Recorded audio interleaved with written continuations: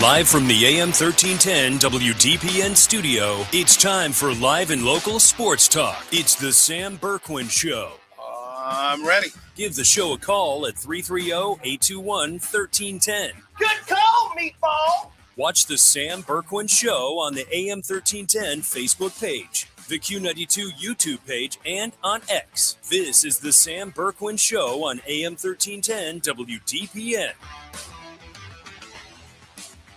Center. That one is blocked underneath. Rejection. Taken out by LeBron. Here we go. Throw it down. Look out below. He took off, and he had to really extend. Clock at 4. Penetrating inside Gillespie. Great defense by Golden State. The other way. Santos for the lead. Wow. A 20-5 Warrior run. No, this is for the lead. For the lead. Wow. Right at the buzzer. Reed trying another tough three. Two unbelievable threes for AR. 2025 AP Coach of the Year is Mike Verba.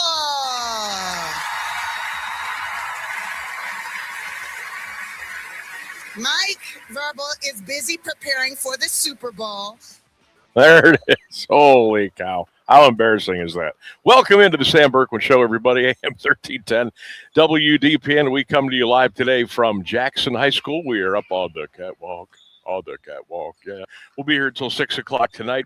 We will be over on Q92 a little bit later on this evening, bringing you the Jackson Polar Bears and the Kent McKinley Bulldogs. My partner, Lee Foster, will join me fresh from the airport from Florida tonight around 6:30. So we'll see if Uncle Leroy can get here in time. But thanks for joining us here on this Friday afternoon. I am at Jackson. Ryan Rainsberg back at Studio Control at 1310 WDPN. Clint Marshall in the WDPN newsroom. And, of course, all of you are out there listening on the radio. You've got us on the live stream. Hopefully, if you don't, now's a good time to check us out. 1310 WDPN on Facebook, on X.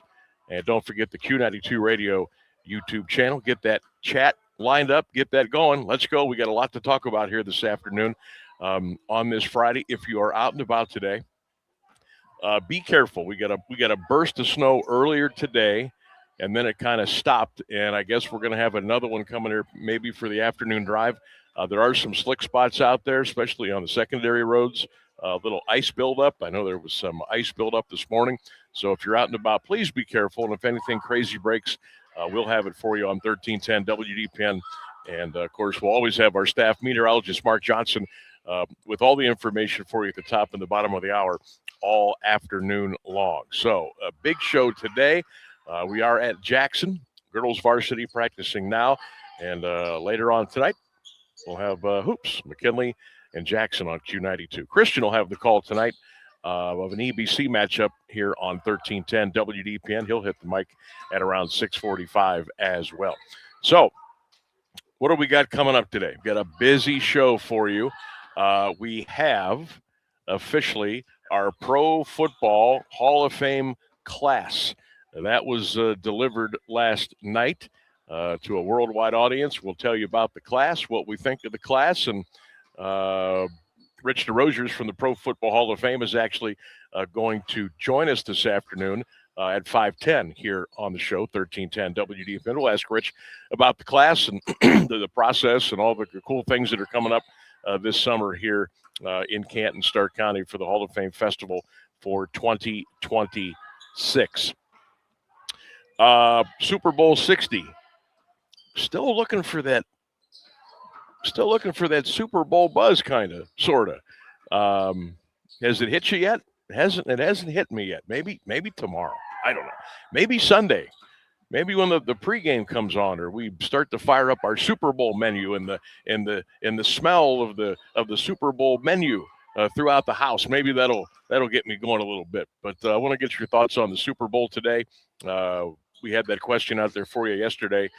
Who do you like? But today we'll just kind of talk about the Super Bowls in the present, the Super Bowls of the past maybe some of your all-time favorite Super Bowls over the years. Obviously, we have not been able to partake as fans of the Cleveland Browns. Hopefully that'll happen someday. But there have been some good ones. You go back to 1967 in Los Angeles when the first Super Bowl was played. Chiefs-Packers blowout. Super Bowl II the following year in L.A. Raiders-Packers blowout. And then, well, we all know what happened after that. Super Bowl III, right? The guarantee. Joe Namath and the Jets miraculously took out Johnny U and the Colts. And then you had the merger. And the rest, as they say, ladies and gentlemen, is history. But what were some of your all-time favorite Super Bowls? We'll get into that today. Some of the great comebacks. We had some blowouts, too. We did. San Francisco 49ers were a part of a couple of those.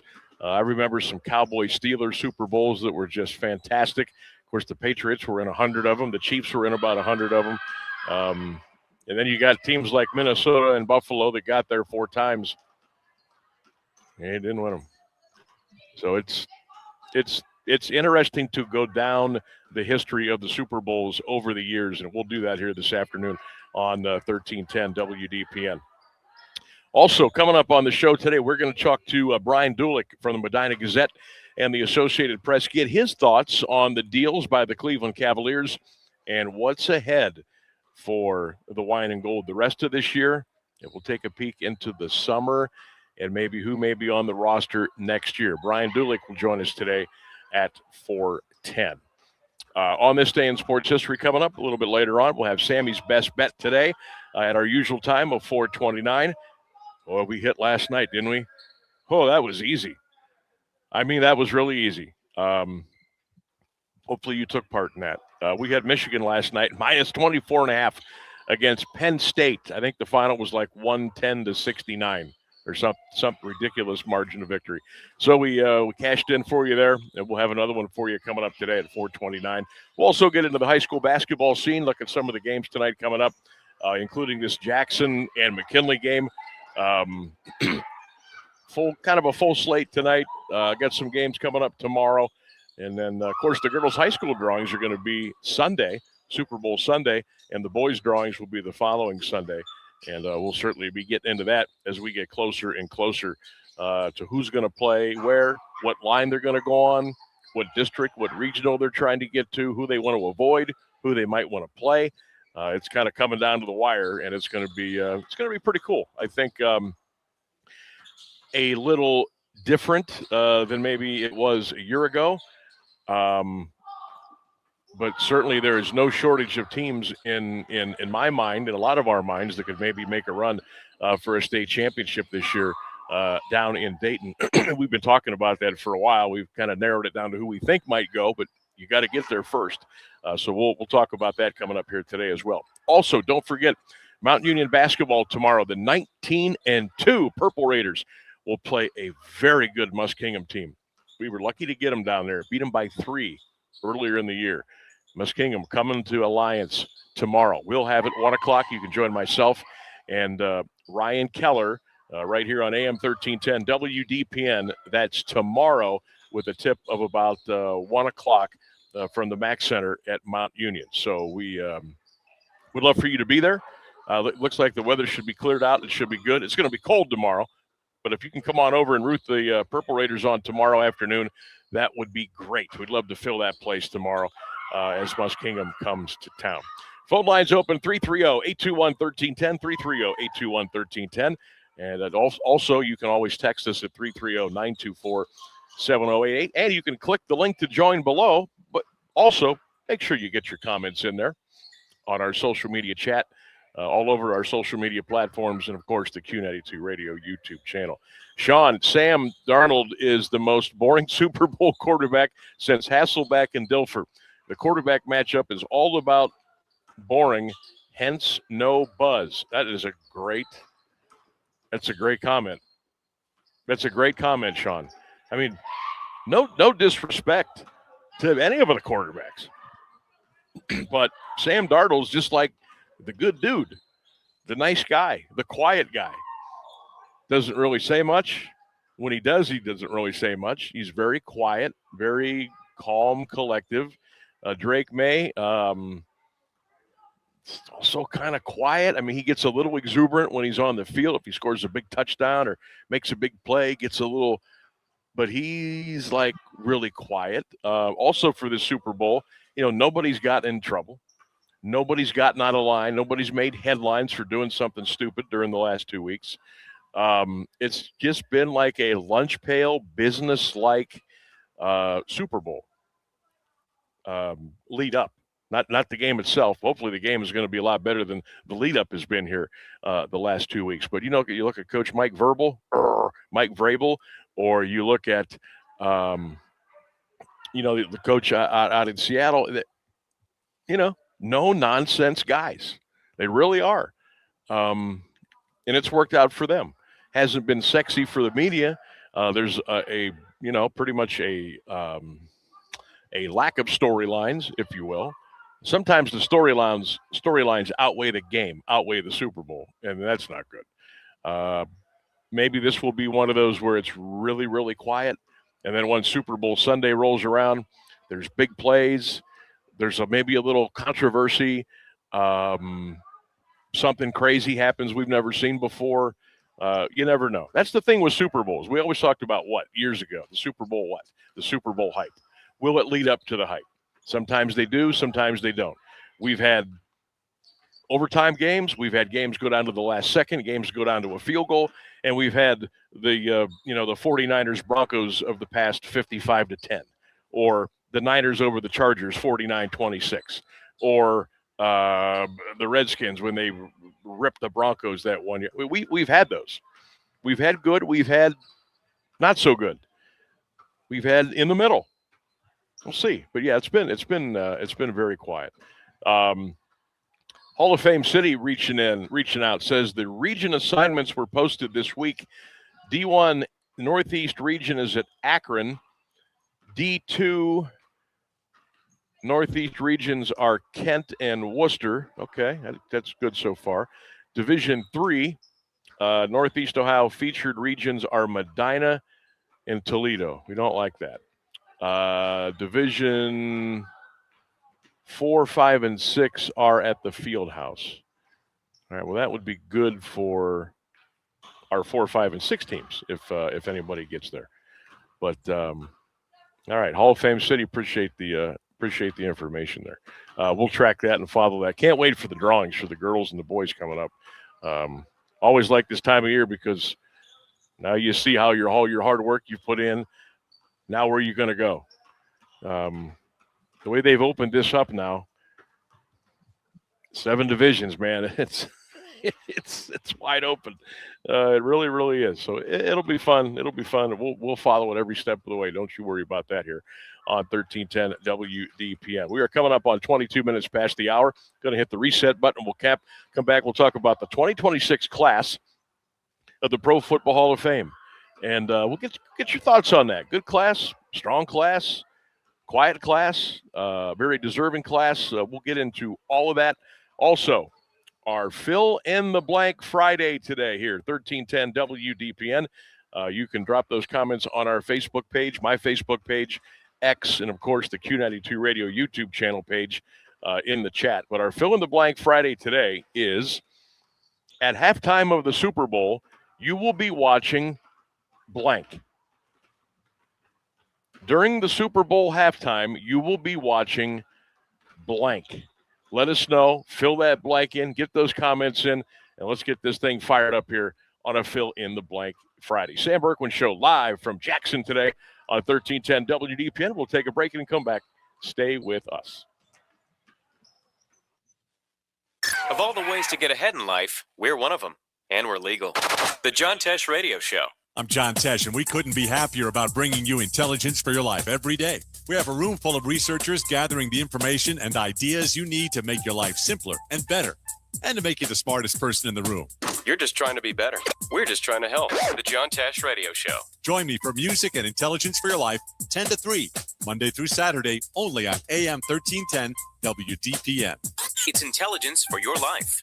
Do you have trouble getting in and out of the bathtub? Are you afraid you'll slip and fall entering or exiting a tub? Safe Step walk-in tubs can transform your bathtub from an area of concern to a calming refuge. Call them today at 1-800-498-2098 and save $1,600. Safe Step walk-in tubs and showers are proudly made in Tennessee and offer an ultra-low step-in, avoiding that difficult climb over a traditional bathtub wall. They also offer a variety of therapeutic benefits that may help soothe your aching muscles and joints, increasing your mobility, boosting your energy, and improving your sleep. Safe Step walk-in tubs are designed to easily fit your existing tub space and are often installed in as little as one day. Just dial 1-800-498-2098 today to save $1,600 and receive a free shower package. That's 1-800-498-2098 for a free no-obligation consultation and to save $1,600. Safe Step walk-in tubs. Safety never felt so good. We are the keepers of the wild, America's original and most invested conservationists. For more than 80 years, we've been committed to conserving wildlife and the natural landscapes that define our nation. From rugged alpine ridgelines to peaceful tall grass prairies, we've supported the conservation of more than 36 million acres of American wildlands. Our funding has led to cleaner water, fresher air, and improved wildlife habitat. From abundant fish and waterfowl populations to robust deer and elk herds, nothing is more important than maintaining wild spaces for adventurers to explore and wildlife to thrive. We are America's hunters and target shooters, stewards of the American outdoors. America's hunters and target shooters, along with firearm, ammunition, and archery manufacturers, have invested more than $46 billion to help state fish and wildlife agencies manage and protect wildlife and wildlands across America. For more information, visit OutdoorStewards.org.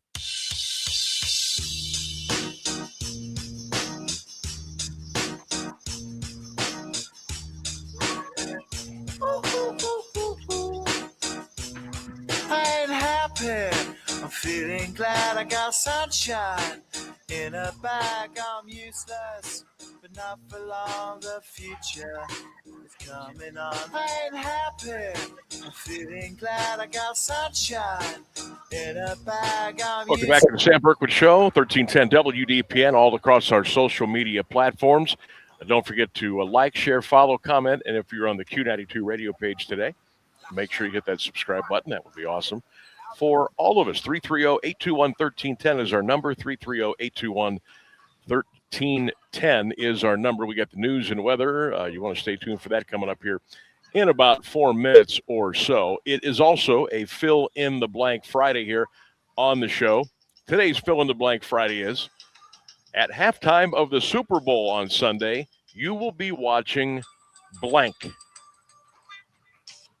At halftime of the Super Bowl on Sunday, you will be watching blank. Get those comments in. Let us know what you're going to be watching. There's a couple of things. Well, you know what? At this point, you can watch anything you want. You don't even have to watch the Super Bowl halftime. You can watch the Olympics are going to be on. You can watch Animal Planet. You can get up and go stuff your face. You can go get a couple of drinks. You can check your FanDuel app. You can do whatever you want to do. You can be watching a lot of things. This doesn't have to be limited to what the 2 Super Bowl shows are. You can watch whatever you want. That's the question I've got today. During the Super Bowl halftime, you will be watching blank. What are you going to be watching halftime on Super Bowl Sunday? A little bit later on today, we're going to ask you what is on your Super Bowl Sunday menu. What's going to be on your bill of fare on Sunday? What's the go-to? Appetizer, maybe the main event, the drinks. So you're going to do a theme. You're going to do a Seattle food, New England food. You're going to do a Super Bowl theme. We'll get into that a little bit later on as well. Let's see here.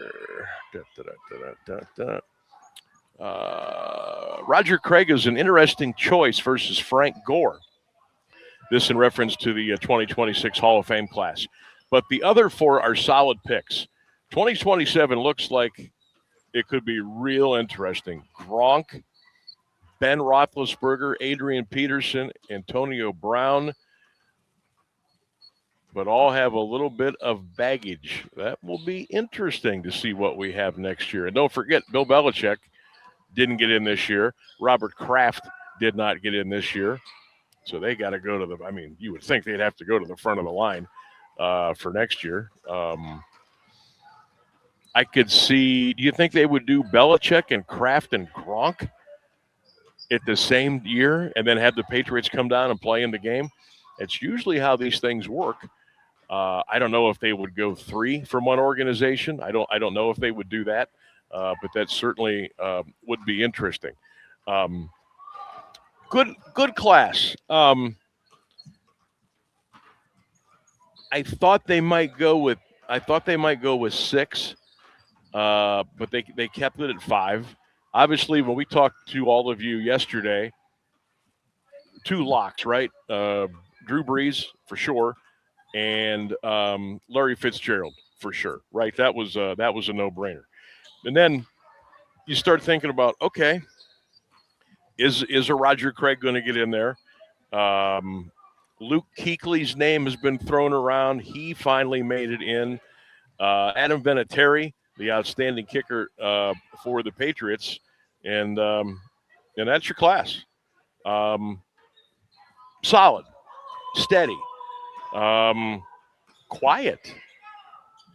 These guys didn't. This particular group here, all of them, Brees, Craig, Fitzgerald, Kuechly, and Vinatieri, they didn't really make a lot of noise when they played in their day. They were just kind of quietly went out and did their business. But a nice class of 6, and welcome, fellas, to the Hall of Fame City. And looking forward to talking a lot about you as the months progress. And then before you know it, I know you're looking outside right now, and it seems like the snow is never going to melt. It seems like we're never going to get back above 25 degrees again. I promise you we will. It'll be here before you know it. And before you know it, we'll be talking about the Hall of Fame and the festival. Trust me, we go through this every year. We'll fight through another winter, and we'll come out on the other side. Everybody with me there? All right, cool.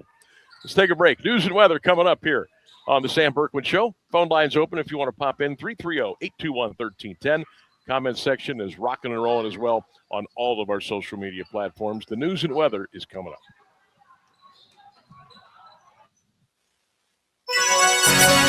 The latest news and the current Alliance area weather forecast are up next on AM 1310 WDPN.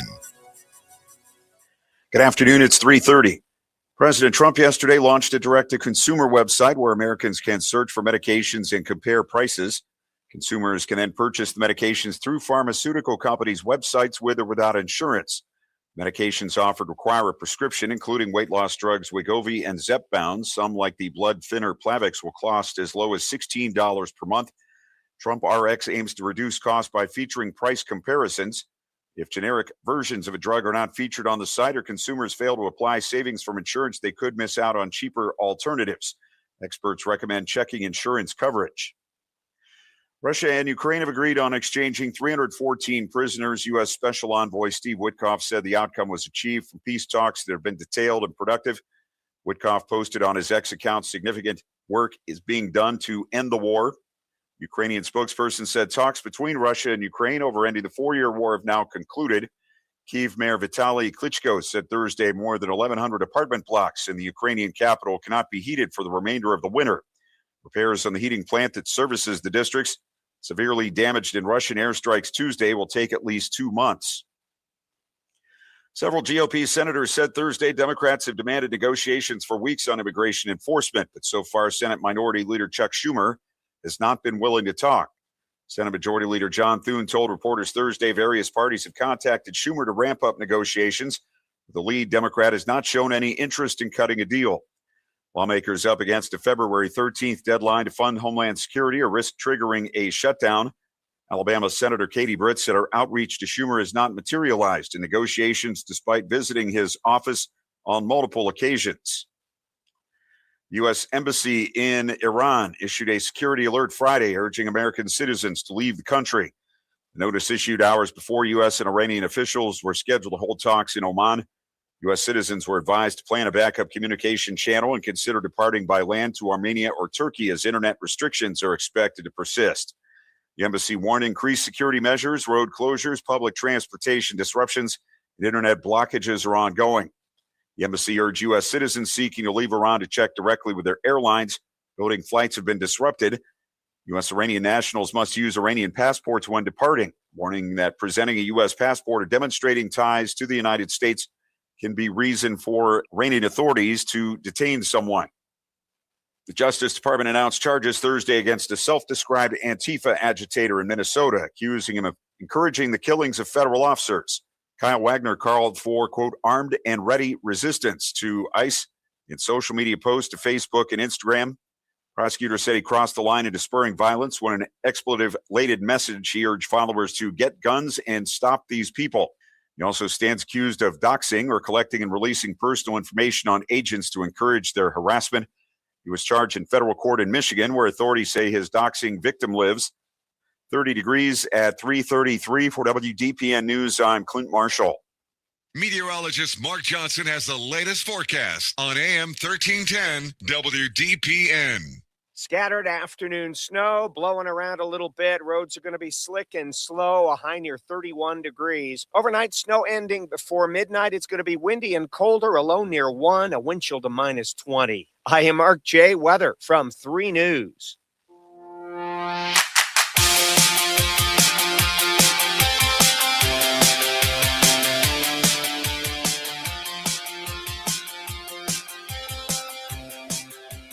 .33 on your fill-in-the-blank Friday. 330-821-1310 is your number, 330-821-1310. Don't forget, tonight, Christian will have the call. EBC basketball at 6:45 coming up tonight on WDPN. I will be down the hall. Well, sort of. I'll be here, but you know what I mean. 92.5 tonight. Q92 radio on your FM dial. We'll have Jackson and McKinley tonight. Right around 6:45. Pro Football Hall of Fame class. What are your thoughts on the class that's coming to Canton here in 2026? Good class, fun class, quiet class, well-deserving class. Your thoughts. Is there somebody you thought should have gotten in? Should somebody that got in this year have waited maybe another year or two? Love to chop that up with you here a little bit this afternoon. I think it's a good class. I think it's kind of spot on. I said Fitzgerald and Breeze for sure. Adam Vinatieri. I mean, who made more clutch kicks than him? I can't think of anybody right now. Roger Craig, very deserving. Had a great career. Overcame some injury issues. Was a tough son of a gun. What I loved about Roger Craig is, he could run the ball. He'd block for you too, and he could catch the ball in the flat. He could go get you. He could go get you something. So that was good. Luke Kuechly, just kind of a grinder. Right? Defensive guy, hard-nosed, not the fastest, not the quickest, not the strongest. He just knew how to play. He would get me a Luke Kuechly, right? Get me a football player. That's what he was.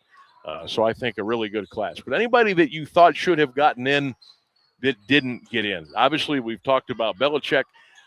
We didn't spend as much time on Robert Kraft. I'm always like players first, then coaches, then owners. I kind of go in that order, or contributors, what have you. I'm not necessarily bent out of shape that Robert Kraft didn't get in the first time.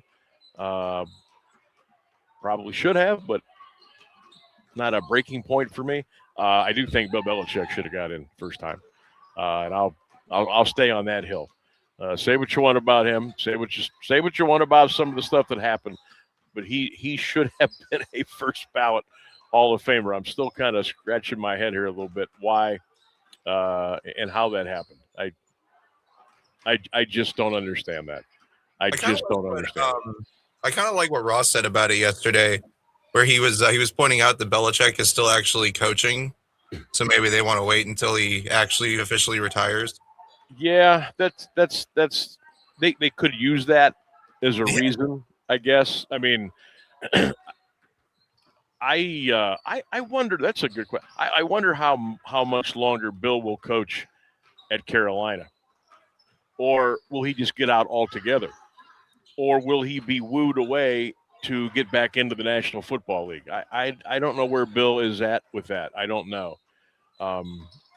Certainly, a coach is a coach. He's not going to forget how to coach. Maybe some stuff has kind of passed him by a little bit. Here's the thing, though. You would think that Bill coming from the NFL for all those years and jumping into college. And what are the naysayers? Oh, well, you got to go into homes. You got to recruit. You got to do this. You got to do that. You got NIL now. You got transfer portal. It's just like the NFL. And you're going to have people working for you, under you, and within the University of North Carolina. So it's really not that much different. I mean, the recruiting thing, a little bit. Maybe you're not going into as many homes as you used to.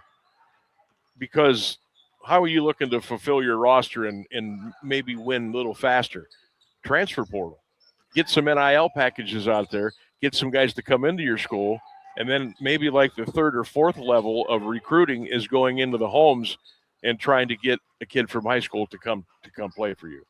So anymore, college and professional football, as far as that's concerned, it's not that different. I mean, college football now, college basketball now, is pretty much the NFL and the NBA. I think anybody would agree there. Richard says, my old man taught me to run the ball with Roger Craig tapes. High knees. But his stats were nowhere near Hall of Fame level. I think the voting process is a little weird. That's Richard checking in today. Richard, thank you for commenting. Remember how Roger Craig used to run? He'd bring his knees up to his chin. Like he was always high stepping. Whether he was going around the end, if he was going over the C gap, he was going through the four hole, whatever it was, the legs, and they were always pumping. You may hit him, you may bounce off of him, but look at his legs. Go back and watch him on YouTube. His legs are always chopping, and he really took care of the ball. He hardly ever put that ball on the ground. Richard, thanks for bringing that up as far as Roger Craig is concerned. I think Roger Craig. Well, see, this is where we start kind of splitting hairs. Look at Roger Craig's numbers compared to some that are in, and no, they don't quite measure up. They don't quite get there. Is it because of Roger Craig played on some really, really good San Francisco 49ers teams, and because the San Francisco 49ers found their way to a lot of Super Bowls, and he played with guys like Joe Montana and Jerry Rice and John Taylor and guys like that, Tom Rathman. They had really great offensive lines. Of course, they had the great Bill Walsh. They had the great ownership group with the DeBartolos. Of course, the great Dwight Clark, the late Dwight Clark at tight end. That doesn't hurt you. Right? That doesn't hurt you. If you win rings, and your numbers may not quite be Super Bowl numbers, but if you got rings, sometimes that's enough to get you in. And I'm okay with that. I'm okay with that. I think everybody that got in this year, I think deserved to get in. I guess the only thing that maybe surprises me a little bit is it was a 5-member class. I thought they might go 6. And hell, the last couple of years, we've had 7, we've had 8 at times go in. But I was a little surprised that they settled on 5, but I think 5 is a good number. I have started to hear the whispers, and I know you have as well, especially if you listen to national stuff or you watch the talking heads on the big TV stations, the cable TV stations. There has been some reference to people referencing the Pro Football Hall of Fame as the Hall of Very Good sometimes, because they're kind of letting maybe too many people in, too many in a class per year, or some guys just really shouldn't be in at their first, second, or third crack around. They should wait a little bit longer. But I think 5 is good. To be honest, it depends who's eligible. Like next year, there's a lot of big names, so you may see more than 5 next year. But I wouldn't mind seeing it capped at 5 every year. Maybe that would make the process a little bit more difficult, a little bit more tough, a little bit longer for the writers that get in the meeting room in there and they hash everything out. But I mean, maybe because this is such a big thing, it is the Pro Football Hall of Fame. Maybe the voting process and the meetings should be even a little more sharper. You know what I mean? Maybe take a little bit more time, be a little bit more careful, do a little bit more research, talk about the candidates a little bit longer. And maybe that way you know for sure you're getting the best of the best of the best in there and not throwing somebody in there this year, next year, that maybe you could wait till 2029, 2030, 2031, somewhere around there. So, I mean, I think it's a really good class. We'll be talking to Rich Desrosiers about that coming up here. Rich will join us 5:10. I know Rich was out in San Francisco. He may still be there. He may be on a plane. He might be coming back home. I'm not sure, but we'll check in with Rich Desrosiers for the Pro Football Hall of Fame. He'll be coming up here at 5:10 right here on the Sam Bourquin Show, 1310 WDPN. Let's see here. Fill in the blank Friday. What will you be watching at halftime on Super Bowl Sunday? There's your fill in the blank. During halftime of the Super Bowl, you will be watching blank. What will you be watching? 330-821-1310. Get your comments in, and we'll read them. We'll chop it up. Scott says, I'll be watching the halftime line movement. A lot of us will be doing that. In-game betting, right? Checking out the props, checking out the totals, checking out the sides, checking out the odds, the payout. Absolutely. A lot of people will be doing that. Bill says, absolutely not. I don't know what that means. I said, during the halftime Super Bowl, you'll be watching blank. He just says, absolutely not. Okay. David Vasquez sent a gif of Bad Bunny. That's what he'll be watching. Larry says, not Bad Bunny. That's for sure. Jeff says, I'll be watching Bad Bunny perform. Bob says, I'll be watching Turning Point USA. Stan checks in. Stan Cox. He says, Sam, I'll be watching a different channel until the game resumes. Peggy says she'll be watching the Olympics during halftime of the Super Bowl. Let's see here. Harriet says, not Bad Bunny. George says, I'll be watching Bad Bunny. I've never seen him perform before.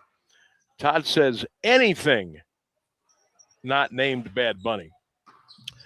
John says, I'll be watching my grandkids and playing Uno. Good stuff, John. Megan says, you just had to stir the pot, didn't you? How is that stirring the pot? You know how many people have asked this question in the last 48 hours? How is that stirring the pot? Yeah, we would be the only people not asking it otherwise. Exactly.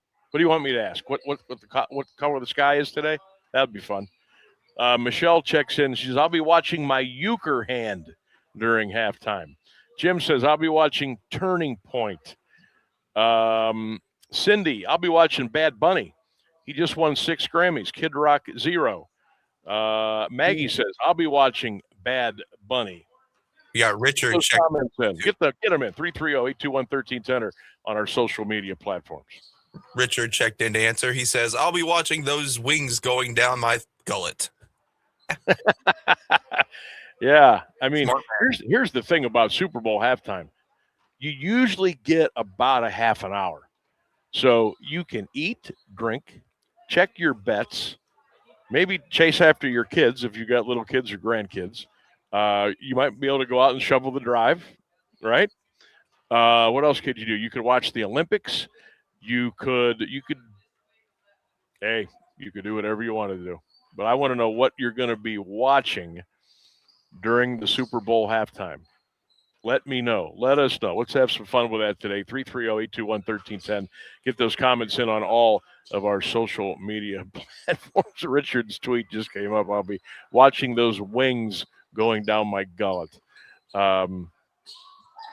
Super Bowl menu. I'm going to be putting a little question about this up on my on the Sam Bourquin Show page on Facebook here during the break. How far are we away from the top of the hour?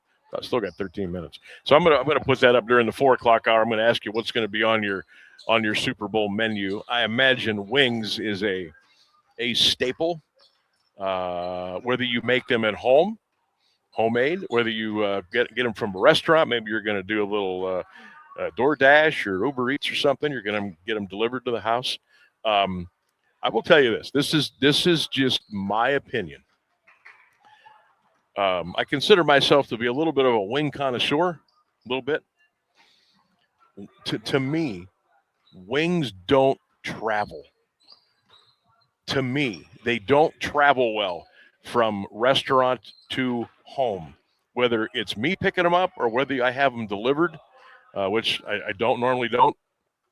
To me, wings are a tough food to travel, and so they're still nice and hot in the way you want them by the time they get to your house. Dong Bobbler says, Sam, you got to fry them at home. Yeah, I think you almost got to make them at home. And whether you do the air fryer, the deep fryer, the oven, I think that's the way to go. I'm not telling you don't order them and don't pick them up. I'm just telling you, unless you live like right across the street from a wing place, I don't think they travel well. I don't think French fries travel well either, but that's just me.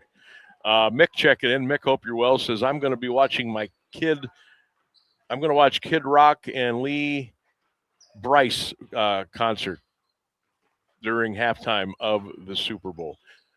I think Lee Bryce, didn't he come to Canton? I'm thinking he was here maybe like 8-10 years ago, maybe.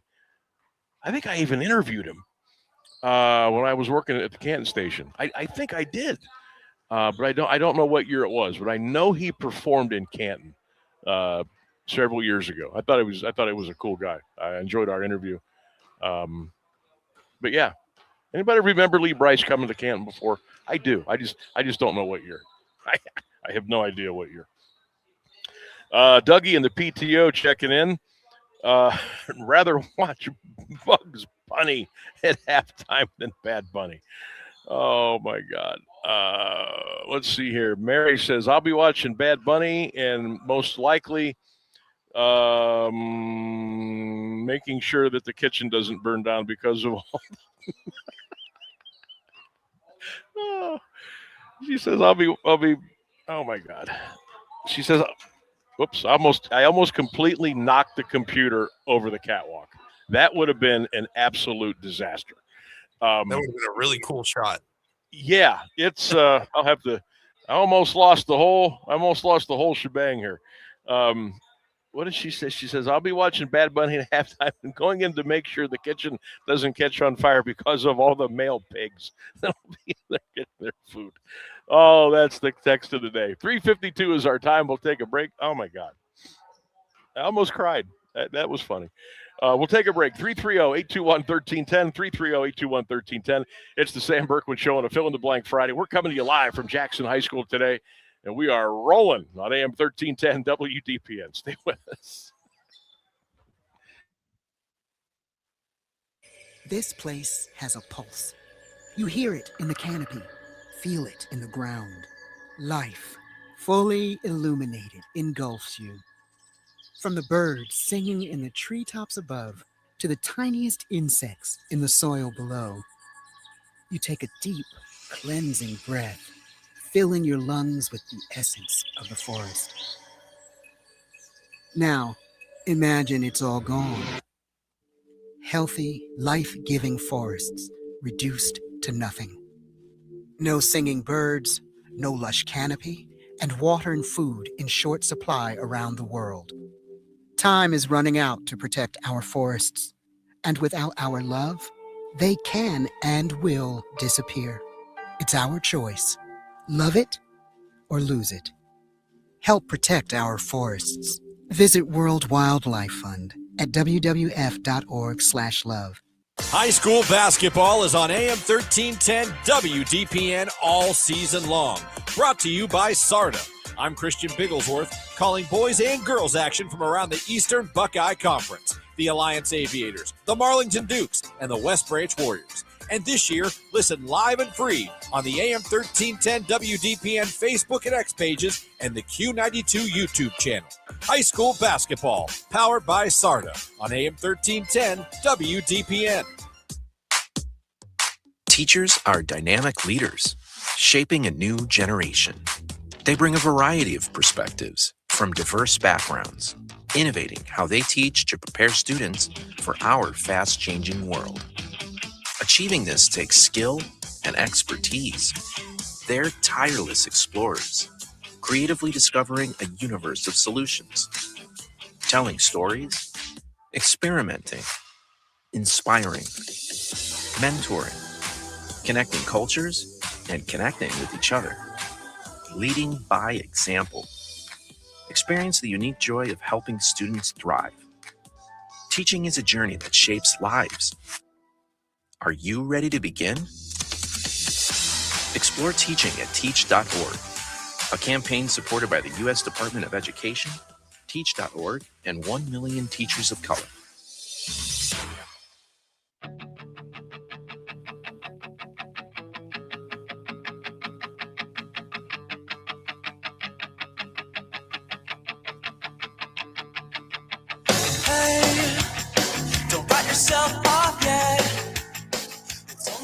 Welcome back to the show, 1310 WDPN. I'm still laughing for that last comment. I apologize. 330-821-1310 is our telephone number. What are you going to be watching during the halftime show of the Super Bowl? What are you going to be watching? Clint, how about that? My man is holding down the newsroom and commenting on the show. You can't beat that. He says he'll be watching anything else besides the halftime show.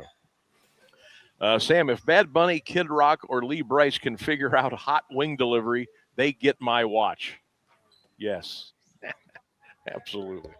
Hey, I do want to give a couple of shout-outs here. Myles Garrett, last night named the NFL Defensive Player of the Year. New England Patriots offensive coordinator Josh McDaniels is the Associated Press Assistant Coach of the Year. So way to go, Josh. Nice job. We are proud of you. And kind of a, I don't know. I guess it's a story because it's the Browns, but it's not really a. I mean, we already knew, kind of, sort of, didn't we? That Jim Schwartz wasn't coming back. Well, he officially is not coming back. He actually sent off a letter to the Cleveland Browns and pretty much told them that this is the end of the line. The Browns on social media today. Jim Schwartz submitted his letter of resignation as defensive coordinator of the Browns. We'd like to thank him for his contributions to our organization over the last 3 seasons. Our search for a new defensive coordinator will begin immediately. So we now know for 100% sure that Jim Schwartz will not be coming back as the defensive coordinator of the Cleveland Browns. That's not really a big deal because we already knew that. We knew he wasn't coming back. So now he's officially out. And we'll see what we do. Who's the defensive coordinator going to be? I would imagine it's going to be a hire within. I imagine that Todd Monken's going to hire somebody already on the staff, and that'll be that. That's just kind of where I'm coming from there. Sam, I highly recommend the frozen Purdue air fryer wings at BJ's or Target. Okay. We are. I touched on this a couple days ago. We are doing a Super Bowl menu. It's kind of wrapped around Seattle. Some of the stuff, some of the food that they're kind of famous for. I don't have the official menu in front of me because it got a little bit tricky. I'm going to see if my wife or son can text me what we are having. But it's going to be like a Seattle themed Super Bowl menu for Sunday, and we're really looking forward to that. Let's see here. Jeremiah says, I'll be watching the Olympics at halftime. At least I'll get a good half hour in, and then I will go back to the game. Fill in the blank Friday. During halftime of the Super Bowl, you'll be watching blank. Get those comments in, and we'll get them on the air. Wilson says, Sam, I will be watching old tapes of the Cleveland Browns of the 1964 championship game. That's as close as I can get. Hey, I know. I was talking with Jeff Crocker, the athletic director here at Jackson, and he met me at the door. I got here, I don't know what time it was, 2:15, 2:20. And He met me at the door, let me in, and we walked up to the catwalk where we are. As you can see, the wall behind me here. See there? And I got the stuff out. I started setting it up, and he noticed I brought my Cleveland Browns water bottle here, which, as you can see, it's getting a little bit low. Running out of steam, just like the team does. He says, "Hey, I see you got the Browns water bottle." I go, "Yeah." I said, "Sometimes I almost try to hide it. I don't want anybody to see it." And we just started talking about the Schwartz thing, about how the Browns have handled the whole head coaching hire with Monken, how they handled thing with Schwartz. And then we got into it, and you know where I come from as far as the Haslam group. And Jeff says, "Yeah, ownership just needs to get out of the way. Let the football people make the decisions, and they can go worry about marketing and advertising and other stuff going on. Stay out of the way. Let the football people handle the football things, and you'll be a lot better off." Then we started talking about, Robert Kraft, how he kind of handles things. He just kind of signs the checks and gets out of the way. Arthur Blank down in Atlanta, for the most part, kind of stays out of the way. Now, he'll go down on the sidelines when they're on a little winning streak, and Arthur likes a little camera time, but pretty much he stays behind and signs the checks. So, I mean, I'm not the only one that feels that way about the Haslams. I talk to people almost every day that say, "Hey, they feel the same way." Let the football people make the decisions, and everybody else get out of the way and go do something else. Quit gumming up the works. It's about as clean as I can put it. Quit gumming up the works of the football organization. That's just kind of where I'm at. All right.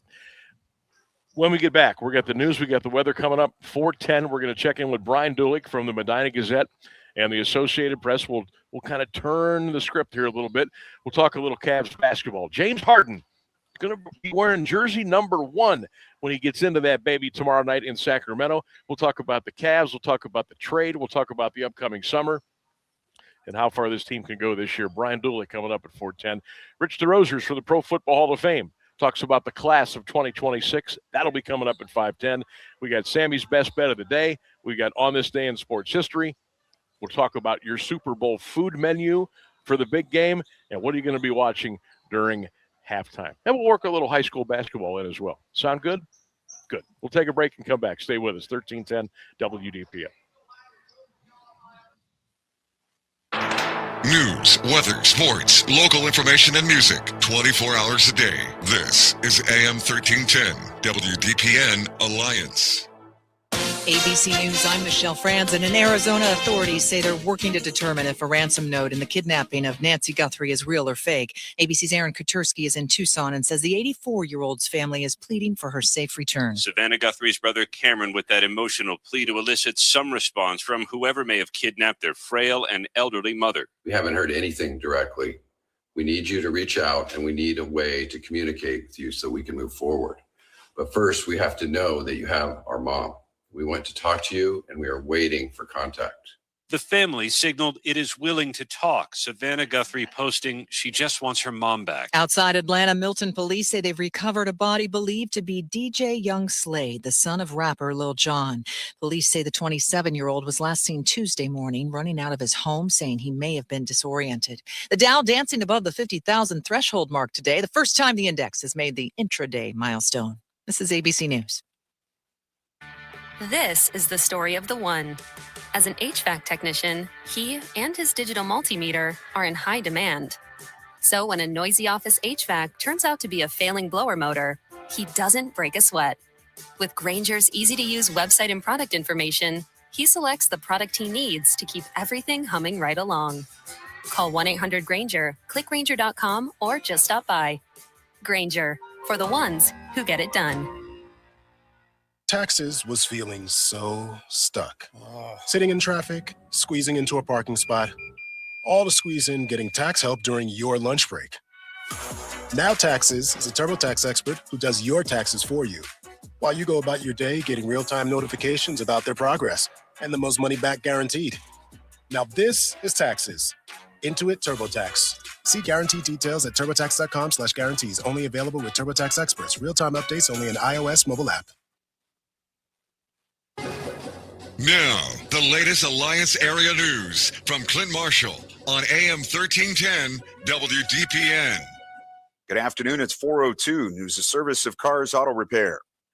A cold weather advisory across most northeast Ohio this weekend. The National Weather Service says wind chills could drop between 15 and 25 below zero. The advisory for Stark, Mahoning, Portage, Summit, and Trumbull counties runs from 1 a.m. to noon Saturday.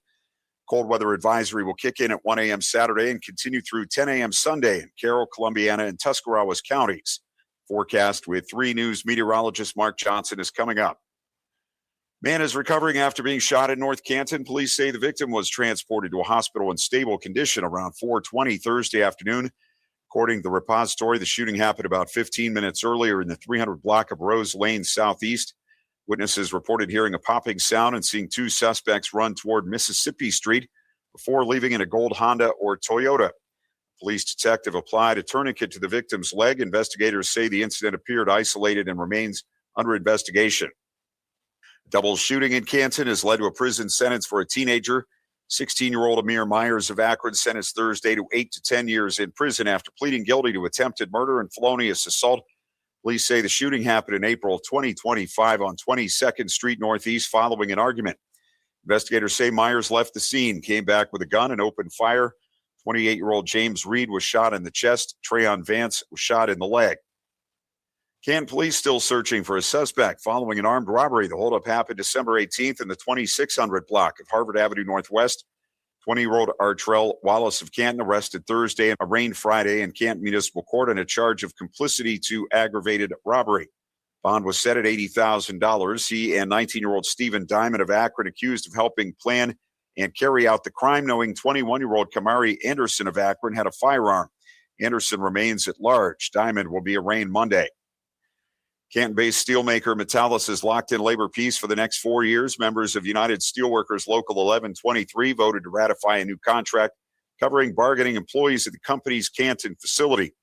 The agreement runs through September 2029 and provides annual wage increases, continues health care and retirement benefits, and maintains a focus on workers' safety and well-being.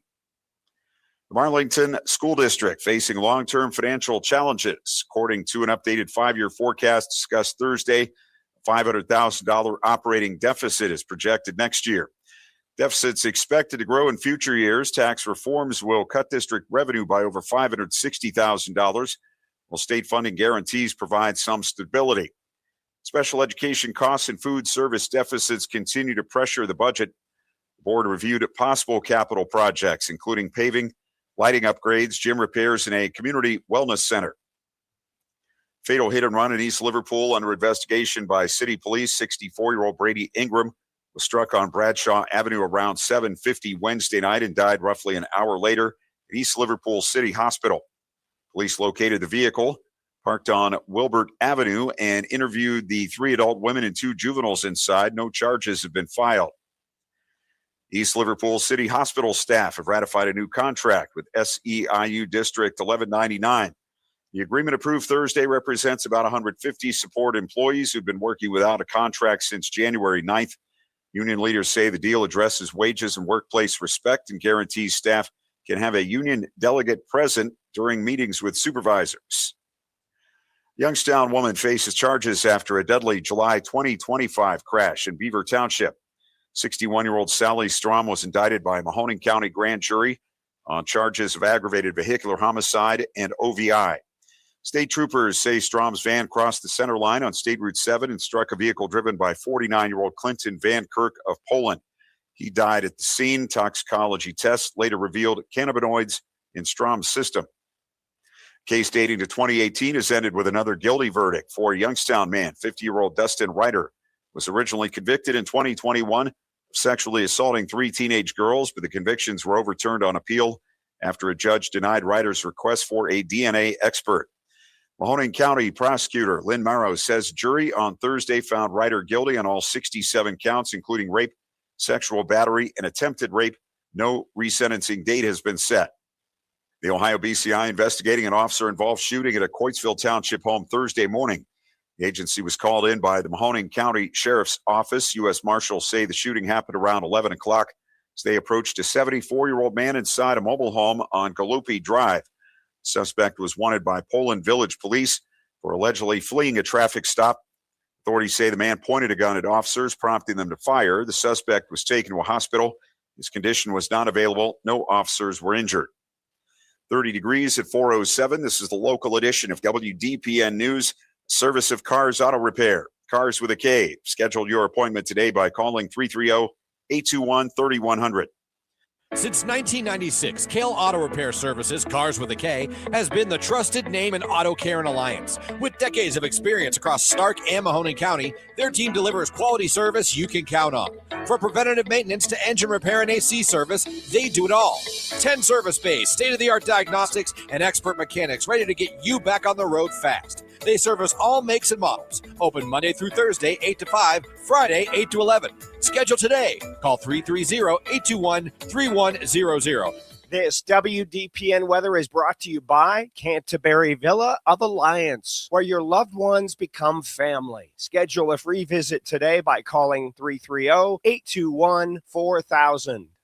Drive safely for your Friday. It's going to be slippery out there with 1 to 3 inches of snow moving in. Our high today, 31 degrees. Overnight snow ending before midnight. It's going to be windy and cold, a low near 1, a wind chill to minus 20. I am Mark J. Weather from 3 News. Send your loved ones to a place that cares and a place that they can trust. They'll find a place that feels like home at Canterbury Villa in Alliance. They will provide the highest level of care to their residents when it comes to skilled nursing, rehabilitation, long-term care, and Alzheimer's care. At Canterbury Villa, your loved ones become family. Located on Freshley Avenue, schedule a free visit today by calling 330-821-4000 and ask for Samantha Nutter. At Canterbury Villa, they walk the talk. Live from the AM1310 WDPN studio, it's time for live and local sports talk. It's the Sam Bourquin Show. I'm ready. Give the show a call at 330-821-1310. Good call, meatball. Watch the Sam Bourquin Show on the AM1310 Facebook page, the Q92 YouTube page, and on X. This is the Sam Bourquin Show on AM1310 WDPN.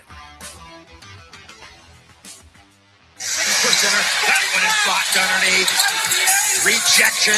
Taken out by the ball. Here we go. Throw it down. Look out below. He took off, and he had to really extend. Clock at 4. Penetrated inside Gillespie. Great defense by Golden State. The other way. Santos for the lead.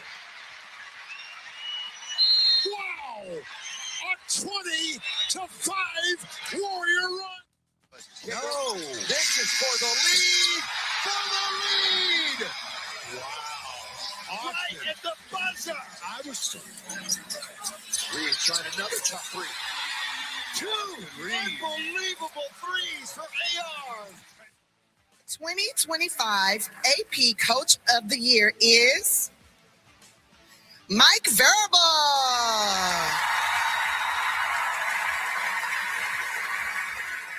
Mike Verba is busy preparing for the Super Bowl. Sam Bourquin Show, everybody. AM1310 WDPN. The phone lines are open, 330-821-1310. Get your text in, 330-924-7088. And don't forget to get your chat in on the Q92 Radio YouTube channel. That's in the chat right now. It's rocking and rolling. We're going to get to those here in a minute. Also, Brian Dulick from the Medina Gazette and AP Associated Press. He'll be joining us in a minute here as well. It's also a fill-in-the-blank Friday. We got a couple of things out there for you today. Number one, at halftime of the Super Bowl on Sunday, you'll be watching blank. Halftime of the Super Bowl, you'll be watching blank. Fill that in for our fill-in-the-blank Friday. Also, want to know what's on your Super Bowl food menu for this Sunday. I've just put that up on the Sam Bourquin Show page on Facebook. Give that a little look over and maybe let us know what you are going to be diving into as far as food and drink and the like coming up here on Super Bowl Sunday. 821-1310, 330-821-1310. All right, we talked a lot of football. We talked about the 2026 Pro Football Hall of Fame class that will be coming in. We talked to the Browns, a little Jim Schwartz. Miles got the Defensive Player of the Year. Josh McDaniels, the AP Assistant Coach of the Year. But as you all know, if you've been listening to our show this week, it's been heavy on the Cavs, heavy on the NBA trade deadline. It was fun. Like every day I was like, oh, what's going to happen today? Kind of quieted down here a little bit. Now we know we got our reinforcements and we're ready to go. James Harden will slip that Cavalier uniform on wearing number 1 tomorrow night in Sacramento. Can't wait. Let's catch up with Brian Dulick. It has been a while. Brian joining us from the Medina Gazette, does a great job as contributing to the Associated Press. Kind enough to join us here on this Friday afternoon on 1310 WDPN. Brian, how you been, pal? Very well, Sam. How about yourself? I'm doing well. I mean, gosh, there's always stuff going on.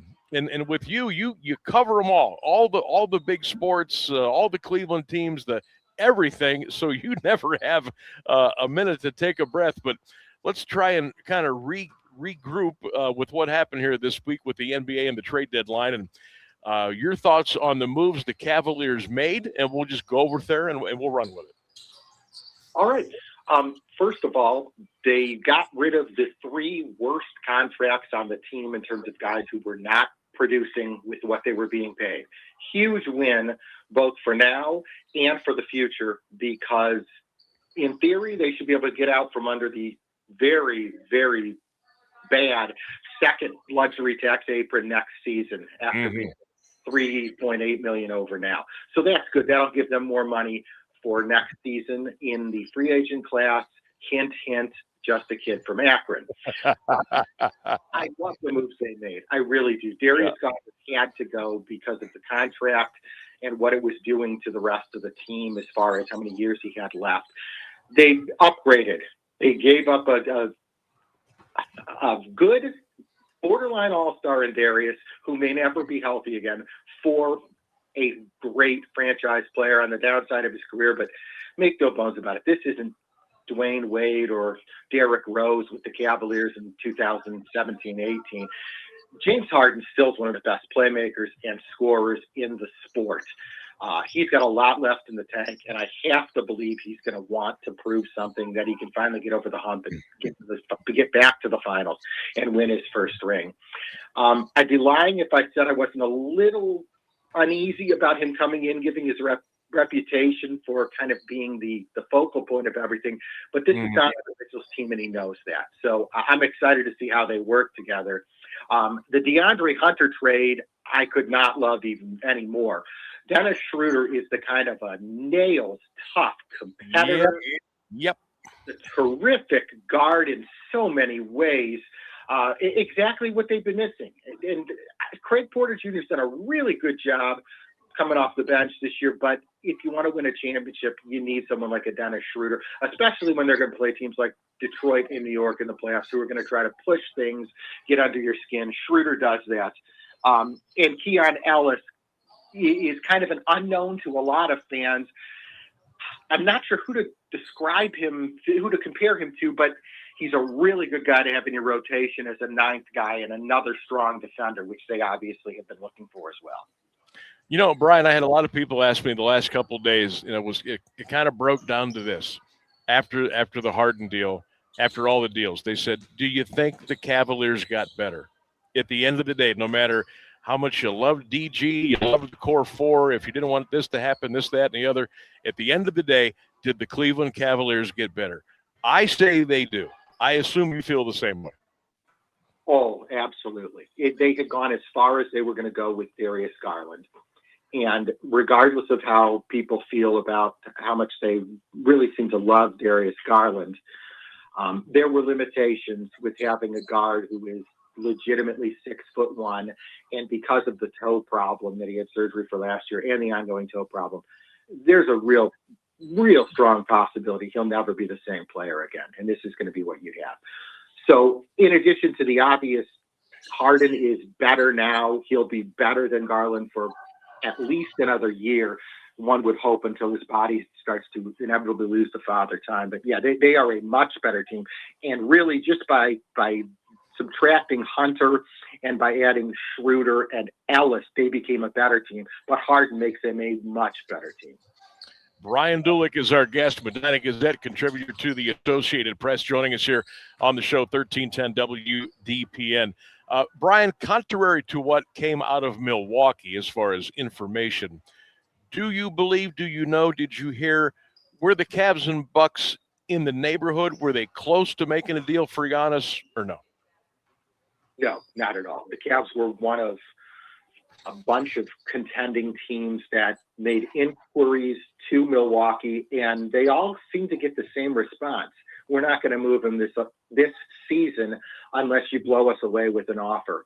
And in hindsight, they may never have been looking to move him even for a blow-away offer.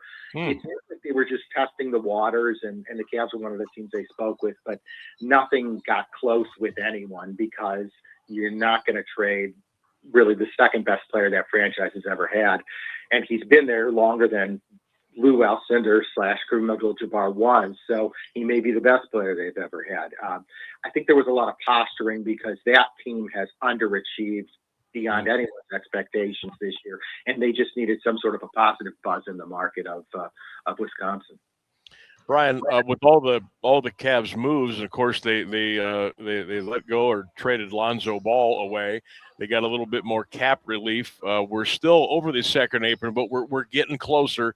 And you've already kind of referenced what could maybe happen over the summer as far as how the roster will look next year. Brian, I almost am to the point where I would be shocked if LeBron didn't come back to Cleveland next year. Is that nuts? I think we've got a lot of basketball to play this season, a lot of things to talk about, but, you know, it should be in the back of everyone's mind as something that's there to focus on the second this team's postseason run ends, because it's a legitimate possibility. I don't want to go any further than that because I don't want to jinx anything, but yeah, that's Brian, with our team assembled now, how far can they go this year? They can win the East, or they can go out in the second round. And I hate to say it that way, but it's going to be a heck of a battle between Detroit, New York, Boston, and the Cavaliers. And as we've seen in Adam Silver's modern NBA, it's all about parity. And any of those four teams can go to the finals, and any of those four teams could get swept in the second round by one or the other. Boston's the one that scares the absolute heck out of me if they get their entire team back.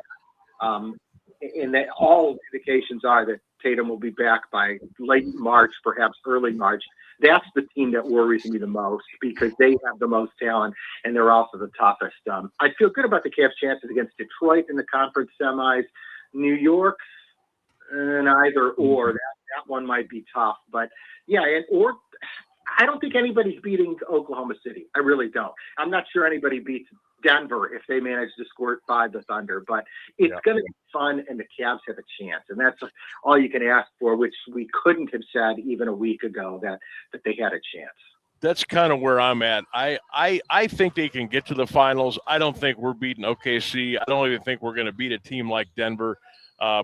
We'll see. I think there's a little bit, maybe another year process before this team can really flex and go make a run at the Larry O'Brien Trophy. So let's go back to James. Go back to James Harden.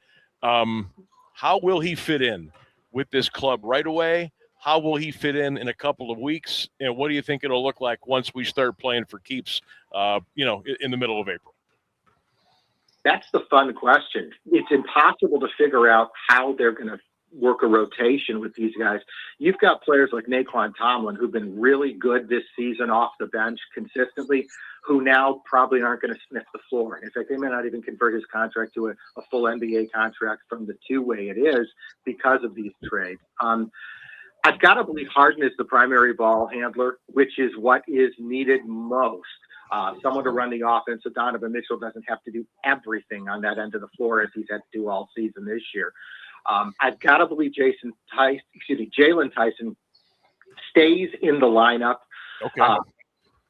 And is going to play small forward, although with his skills, he can play anywhere from the 2 to the 5 defensively because of his strength and his exceptional foot quickness. So the fact that he doesn't kind of fit in the position is good because the Cavaliers now have 2 quote-unquote lead guards with James Harden and Donovan Mitchell. And I think that the biggest beneficiary of all this is going to be Jared Allen and Evan Mobley when he returns. Harden works great with big men who can move and attack the basket. This team's going to score a lot of points. Defensively, I know people like to harp on the fact that Harden has never been a willing defender. He gets a lot of steals. That's one thing he's always done. Yeah, that's true. That's a great point. Yeah. And they're not going to be any worse than they were with Darius Garland defensively. I can tell you that for sure. What do you think was? Let me rephrase this. Do you think Donovan Mitchell was maybe whispering into the ears of the administration to maybe make a big move and get a guy like Harden, or no? I wouldn't say whispering. There's an open dialogue with him and the front office and going up as far as Dan Gilbert, because he's been all in on this team since the day they acquired him. Right. You have one of the 10 best players in the NBA, still in the prime of his career, having the best year statistically of his career. It would be crazy not to talk to him. But I think much more than that is everyone knew Garland was the guy out of that core four who had to go because of the contract and the constraints it put the team under in the future. And the fact that he's become completely injury plagued just made that really easy. But there definitely was dialogue with Mitchell and everyone in the front office. Brian Dooley, our guest here on 1310 WDPN, the Sam Bourquin Show. Brian does a great job with the Medina Gazette, Associated Press. Check him out on all of his social media platforms, X, Twitter, you name it. He's there doing great work. What do we know about Evan Mobley, Brian? When do you think he'll be back and comfortable and ready to contribute again? What's the hope after the All-Star break? That's the biggest lingering concern about the season. We all know when players have a lingering calf injury that cropping up, there looms the possibility that winds up affecting the Achilles. How many times have we seen that? Now, dating back to 2019 with Kevin Durant. Yep. It's a tough situation for the team and for Evan to manage, because it's either going to be heal and be fine, or this could turn into something really bleak. They're going to take their time with him coming back this time around. Fortunately, he's not having any problems, doing day-to-day life things to where you think, oh boy, that Achilles might be ready to snap. And it does appear to just be calf related. But that's the big issue, is trying to manage that and make sure this doesn't turn into something devastating. You're going to have the chance to get a lot of rest with the All-Star break this month. Goodness, that's the one scheduling change that Silver made that seems to make sense, is the week off that all the non-All-Stars have. That's going to be the Cavaliers' advantage, and especially because their schedule is so backloaded with road games. They're already done with 70% of their home schedule. Here we are in early February. So they're going to take their time with Evan and just be very, very proactive with not allowing this to get worse. And Jalen Tyson's emergence has made that possible, to be real careful and just let the kid go out and play, get his run, because it's been so much fun to watch him. And it's going to be really neat to watch him with J.A. and Evan as one of the best defensive front courts in the NBA. Brian, I'm almost afraid to ask this question. What in the world is going on with Max Strus? Is he going to play again this year? Well, here's what we know on the record. He was expected to be back the first of the year initially. Then there were some indications that his recuperation was not going well. 2 days later, the Cavs made the announcement that he was going to be reevaluated again in a month. I think you need to be prepared to not have him the rest of the season. That is the direction everything is going. There hasn't been a positive update on his status since he underwent the surgery in the off season, and it's just not going well. Period. Taking a quick peek around the NBA, minus the Cavs, which we both believe they did a really nice job at the deadline. Who helped themselves the most short term? I really like what Golden State did, getting Kristaps Porzingis. That was a potential explosive situation with them trying to build one more last run with Steph Curry and Draymond Green. And geez, Porzingis has moved a lot for a really upper tier player over the last 3 years. But that trade is, again, a function of the modern NBA and trying to work your way through the luxury taxes. And I want to throw one other team in there. What Washington did was either pure brilliance or idiocy. Agree. Yes. Davis and Trae Young. They're relevant again. That's a win. And if you're looking at it from the big picture business-wise, they're a big winner. I don't know if I want either of those guys on my team. Certainly, if I had a good team, I wouldn't want either of them because the reliability just is not there. But boy, that's going to be an interesting situation to watch. And the other team that didn't do much, that I think is a huge winner by not doing much, is Charlotte, which has got arguably the best young core in the NBA. They're so much fun to watch. And they did what they needed to do. They basically stood pat, and they're going to let those guys grow. Yeah, I would agree. I thought there was some teams that were kind of sneaky good, getting back into the limelight a little bit, and then there were the big players that did what they did. And I think it's going to be a heck of a rest of the NBA regular season, and I think the postseason is going to be one that we might remember for quite a while. Brian, before I kick you loose, I got to ask you who you like in the Super Bowl on Sunday, New England or Seattle, as we wrap it up. I got to believe this is Seattle's year. I admit I haven't been a believer in New England all year. I thought they were a function of their schedule, and I think that the way that the AFC contenders and the franchise players kind of broke down physically this year helped them get to the Super Bowl, but they can't continue with one more win, can they? I love Mike Vrabel as a man and as a leader, but I think that the Cinderella run ends here. We will find out Sunday about 10 o'clock what happens there. Brian, always good to catch up with you. It's been a while. We'll call upon you again, I know for sure. We appreciate the time. Enjoy the sports weekend, and good to get back with you again. Absolutely. Anytime, Sam. It's always great to talk to you. You got it. There he goes. Brian Dulick for the Medina Gazette and, of course, the Associated Press hanging out with us here on the Sam Bourquin Show, 1310 WDPN.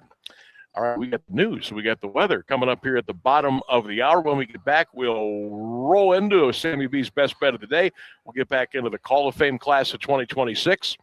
We'll see who you're going to be watching during Super Bowl halftime and what's on the food menu for the big game on Sunday. All that and much more coming up on the show. 1310 WDPN. Stay with us, everybody. Here's the latest news on AM 1310 WDPN. Good afternoon. It's 4:30. Iran seized 2 foreign oil tankers in the Persian Gulf Thursday, claiming the vessels had been smuggling fuel. The report did not say under which flag they were flying.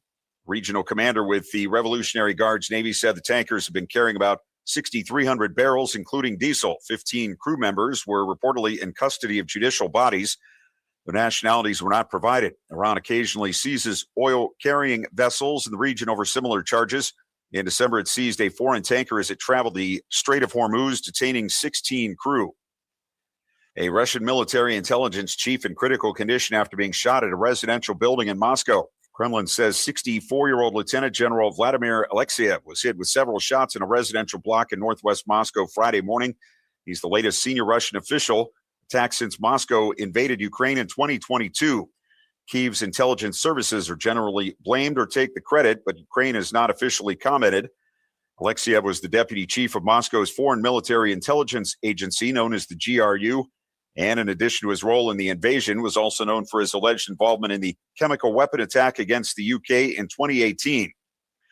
President Trump addressed the nation Thursday night to announce the launch of a website featuring medicine at discount prices. The president said Americans no longer subsidize drug costs for the rest of the world.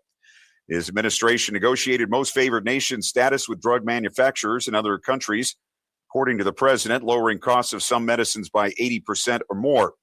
More than 40 drugs are now available on the website at discounted prices. Fertility treatments, asthma medicines, many more products listed by various manufacturers.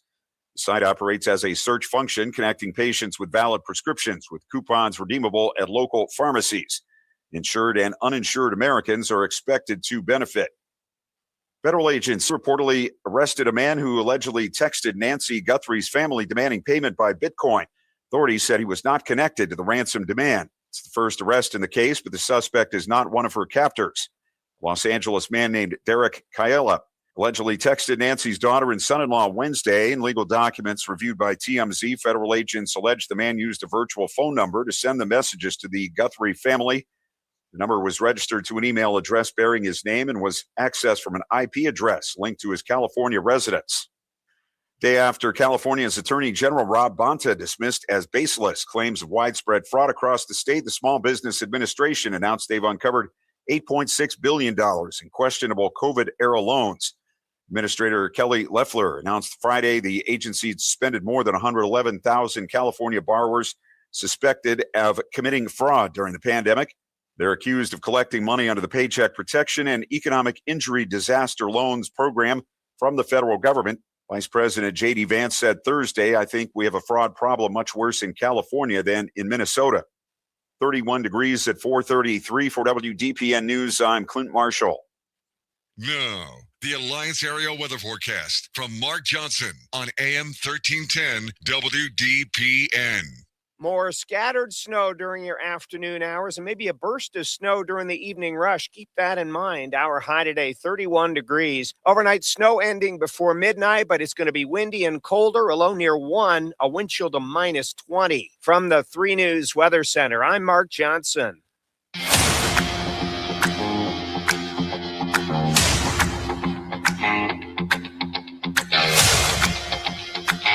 All right, welcome back, 1310 WDPN. We usually bring you Sammy's Best Bet at 4:29, but we had Brian Dulick on from the Associated Press and the Medina Gazette, and we wanted to chop it up with Brian a little bit, so we figured we would do it on the other side of the news and weather. And how about last night? How about your boy last night? Hope you got in on that one. We gave you Michigan minus 24.5 last night against Penn State. And the Wolverines won that one 110-69. That was pretty good. That was pretty easy. Tonight, boy, this thing has moved a lot. And Rainsburg, I know when I gave you this number, this was several hours ago. But, man, has this line changed. I'm not even sure. I gave you, the Pistons plus 1.5, right? Yep, 1.5. Wow. You know what the line is now?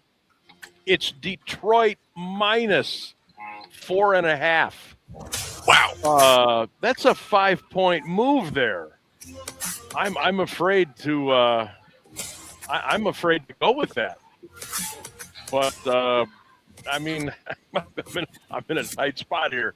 So we're going to go with it, but gee whiz, that's such a big line movement. I would almost pass on that, but just for the sake of having a pick on the show today, we'll roll with the Pistons tonight. I'll go Detroit.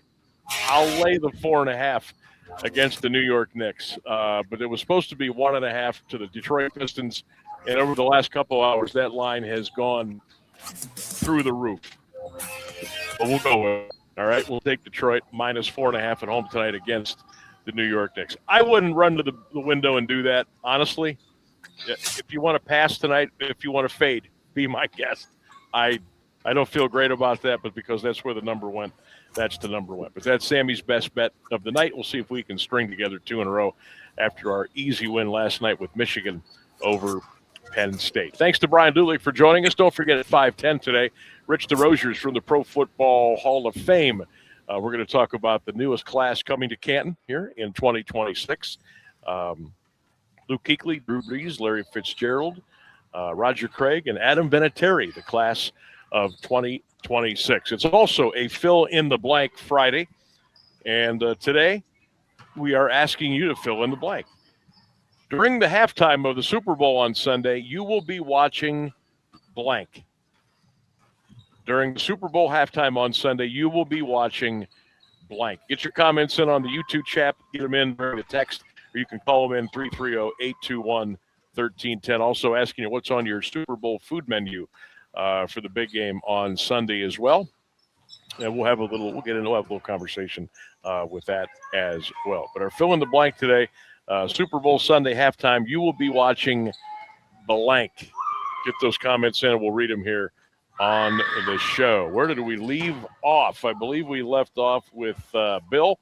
He says, Sam, honestly, I never watch halftime. Tim says, I'll be watching the back of my eyelids. Apparently that constitutes a nap. Jim says he'll be watching Andy Griffith.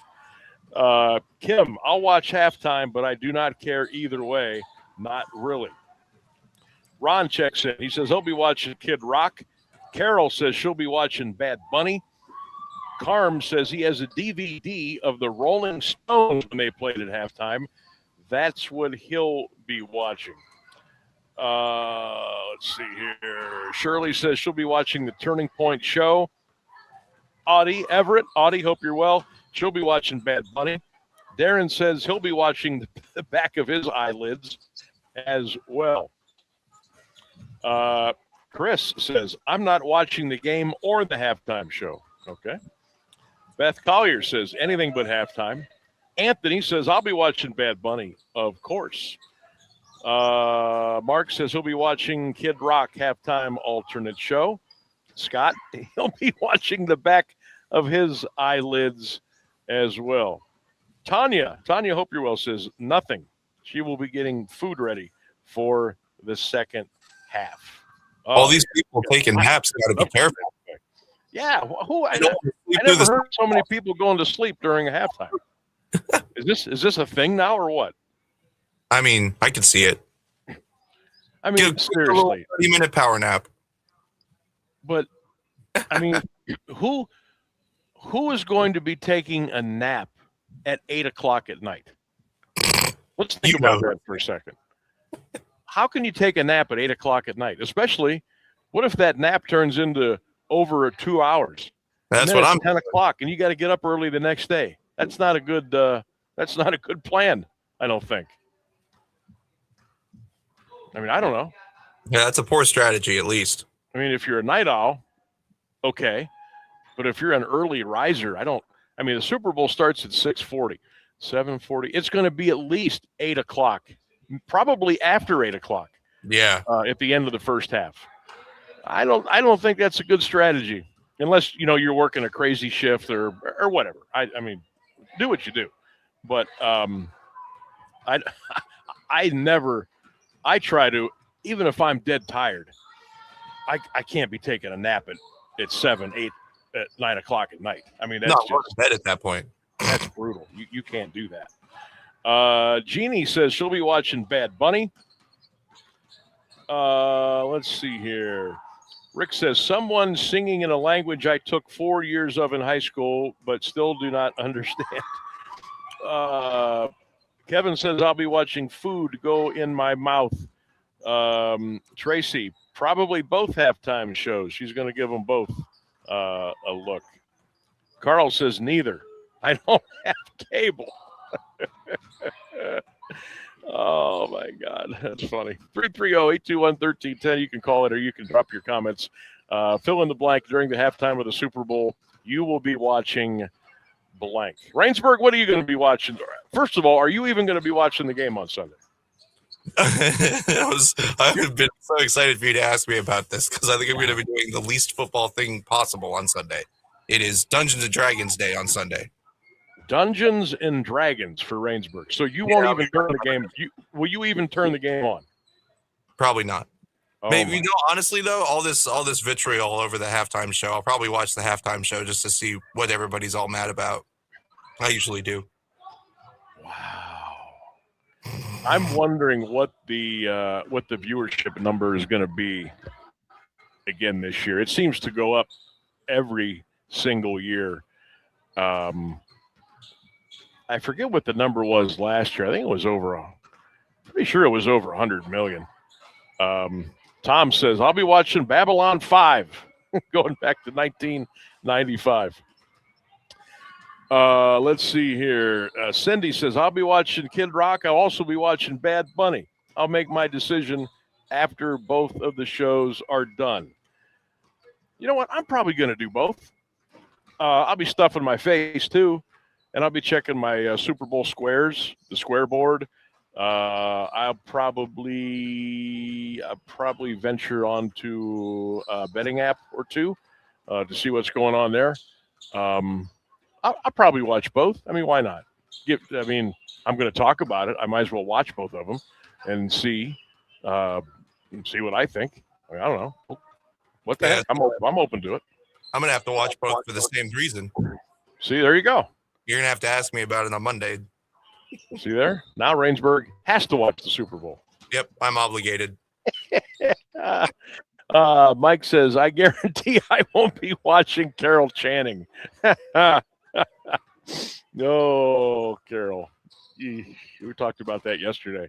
We were looking back at some of the old halftime shows, the performances since the Super Bowl started in 1967, coming all the way full circle to 2026. And we mentioned Carol Channing was actually a part of two of the different halftime shows of the Super Bowl back in the day.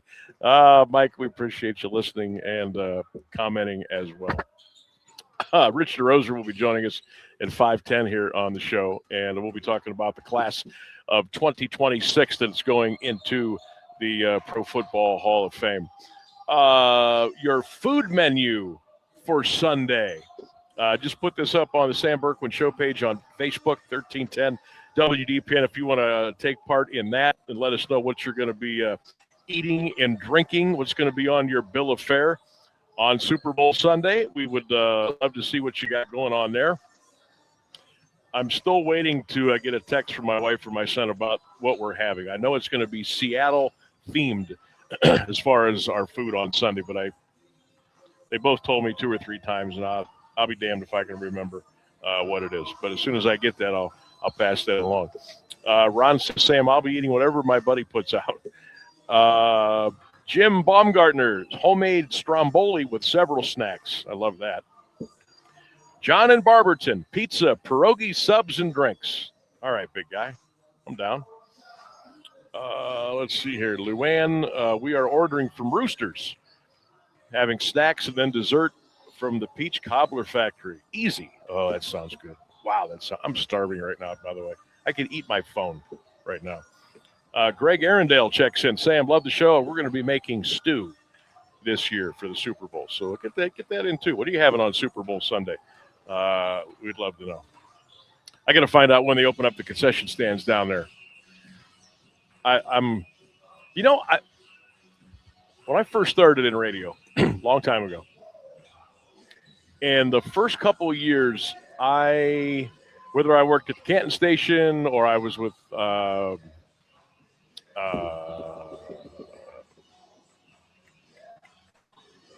of the iHeart places, and if I would come here to do a basketball game, they had this thing called the Polar Bear Special.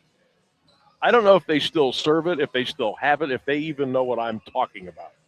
Somebody in the concession stands who's listening right now is like, what is he talking about? Jimmy Morehouse would know. Tell him I was talking about it. It's the Polar Bear Special, and it was this giant hot dog, and it was coney sauce and cheddar cheese, melted cheese, and I think they put onions on it. I mean, they loaded this thing up. It was so good. I don't know if they make it anymore, but I might go down there during the 5 o'clock break and see if they're open. The JV game starts at 5:30, so I'm assuming the concession stand may or may not be open. But I'm going to go down and see if they still make those. Any one of my other media brethren from the radio or websites or the newspapers, you remember the Polar Bear Special? I think they even served them over at the football stadium, over at Robert Fife Stadium years ago. Anybody else remember that? I know I worry about some of the most mundane things in life. That just struck me, and I might have to go down there and see if we can get into that. Tonight, 1310 WDPN Christian's going to have the call. EBC matchup. I believe Rainsburg. What is it? Salem and Marlington tonight. Give me 1 sec to double check. I know I will be over on Q92 tonight with Jackson and McKinley. That'll be at 6:45 on Q92. I know Christian's got EBC hoops tonight. I want to say Marlington. It is Salem and West Branch tonight. Oh, Salem and West Branch. Let me write this down. Let me double check and make sure because there's a couple corrections on this email. Uh-oh. Nope, that's on Q92. Okay. So Salem, West Branch. All right. So that'll be coming up tonight on WDPN at 6:45. The G-Wagon and the West Branch Warriors tonight going up against Salem. That'll be good. And we'll have Jackson McKinley on Q92. And of course, Q92radiosports.com. And both those games tonight, AM and FM, they'll be all over all of our social media platforms so you can watch on Facebook, Instagram, YouTube, all that. We certainly invite you to join us tonight for that as well. Let us take a quick break. We're coming up on 4:50 here on the Sam Bourquin Show, 1310 WDPN. Phone lines open, 330-821-1310. Get your comments in on the Q92 Radio YouTube channel chat. We'll get into those. What are you watching during the Super Bowl halftime? What's on your Super Bowl menu? And we'll come back and talk a little high school hoops as well. Stay with us, everybody. More to come. The Sam Bourquin Show live from Jackson Township today, Jackson High School on 1310 WDPN. Do you have trouble getting in and out of the bathtub? Are you afraid you'll slip and fall entering or exiting a tub? Safe Step walk-in tubs can transform your bathtub from an area of concern to a calming refuge. Call them today at 1-800-498-2098 and save $1,600. Safe Step walk-in tubs and showers are proudly made in Tennessee and offer an ultra-low step-in, avoiding that difficult climb over a traditional bathtub wall. They also offer a variety of therapeutic benefits that may help soothe your aching muscles and joints, increasing your mobility, boosting your energy, and improving your sleep. Safe Step walk-in tubs are designed to easily fit your existing tub space and are often installed in as little as one day. Just dial 1-800-498-2098 today to save $1,600 and receive a free shower package. That's 1-800-498-2098 for a free no-obligation consultation and to save $1,600. Safe Step walk-in tubs. Safety never felt so good. High school basketball is on AM 1310 WDPN all season long. Brought to you by SARTA. I'm Christian Bigglesworth, calling boys and girls action from around the Eastern Buckeye Conference, the Alliance Aviators, the Marlington Dukes, and the West Branch Warriors. And this year, listen live and free on the AM 1310 WDPN Facebook and X pages and the Q92 YouTube channel. High school basketball, powered by SARTA on AM 1310 WDPN. And we're live here outside the Perez family home, just waiting for and there they go. Almost on time this morning. Mom is coming out the front door strong with a double-arm kid carry. Looks like Dad has the bags. Daughter is bringing up the rear. Oh, but the diaper bag wasn't closed. Diapers and toys are everywhere. Ooh, but Mom has just nailed the perfect car seat buckle for the toddler. And now the eldest daughter, who looks to be about 9 or 10, has secured herself in the booster seat. Dad zips the bag closed, and they're off. But looks like Mom doesn't realize her coffee cup is still on the roof of the car. And there it goes. Oh, that's a shame. That mug was a fam favorite. Don't sweat the small stuff. Just nail the big stuff, like making sure your kids are buckled correctly in the right seat for their age and size. Learn more at nhtsa.gov/the right seat. Visit nhtsa.gov/the right seat. Brought to you by NHTSA and the Ad Council. When I smoke weed, I get lost in the music. I like to isolate each instrument. The rhythmic bass, the harmonies on the piano, the sticky melody. Hey, careful, babe. There's someone crossing the street. Sorry, I didn't see him there. If you feel different, you drive different. Don't drive high. It's dangerous and illegal everywhere. A message from NHTSA and the Ad Council.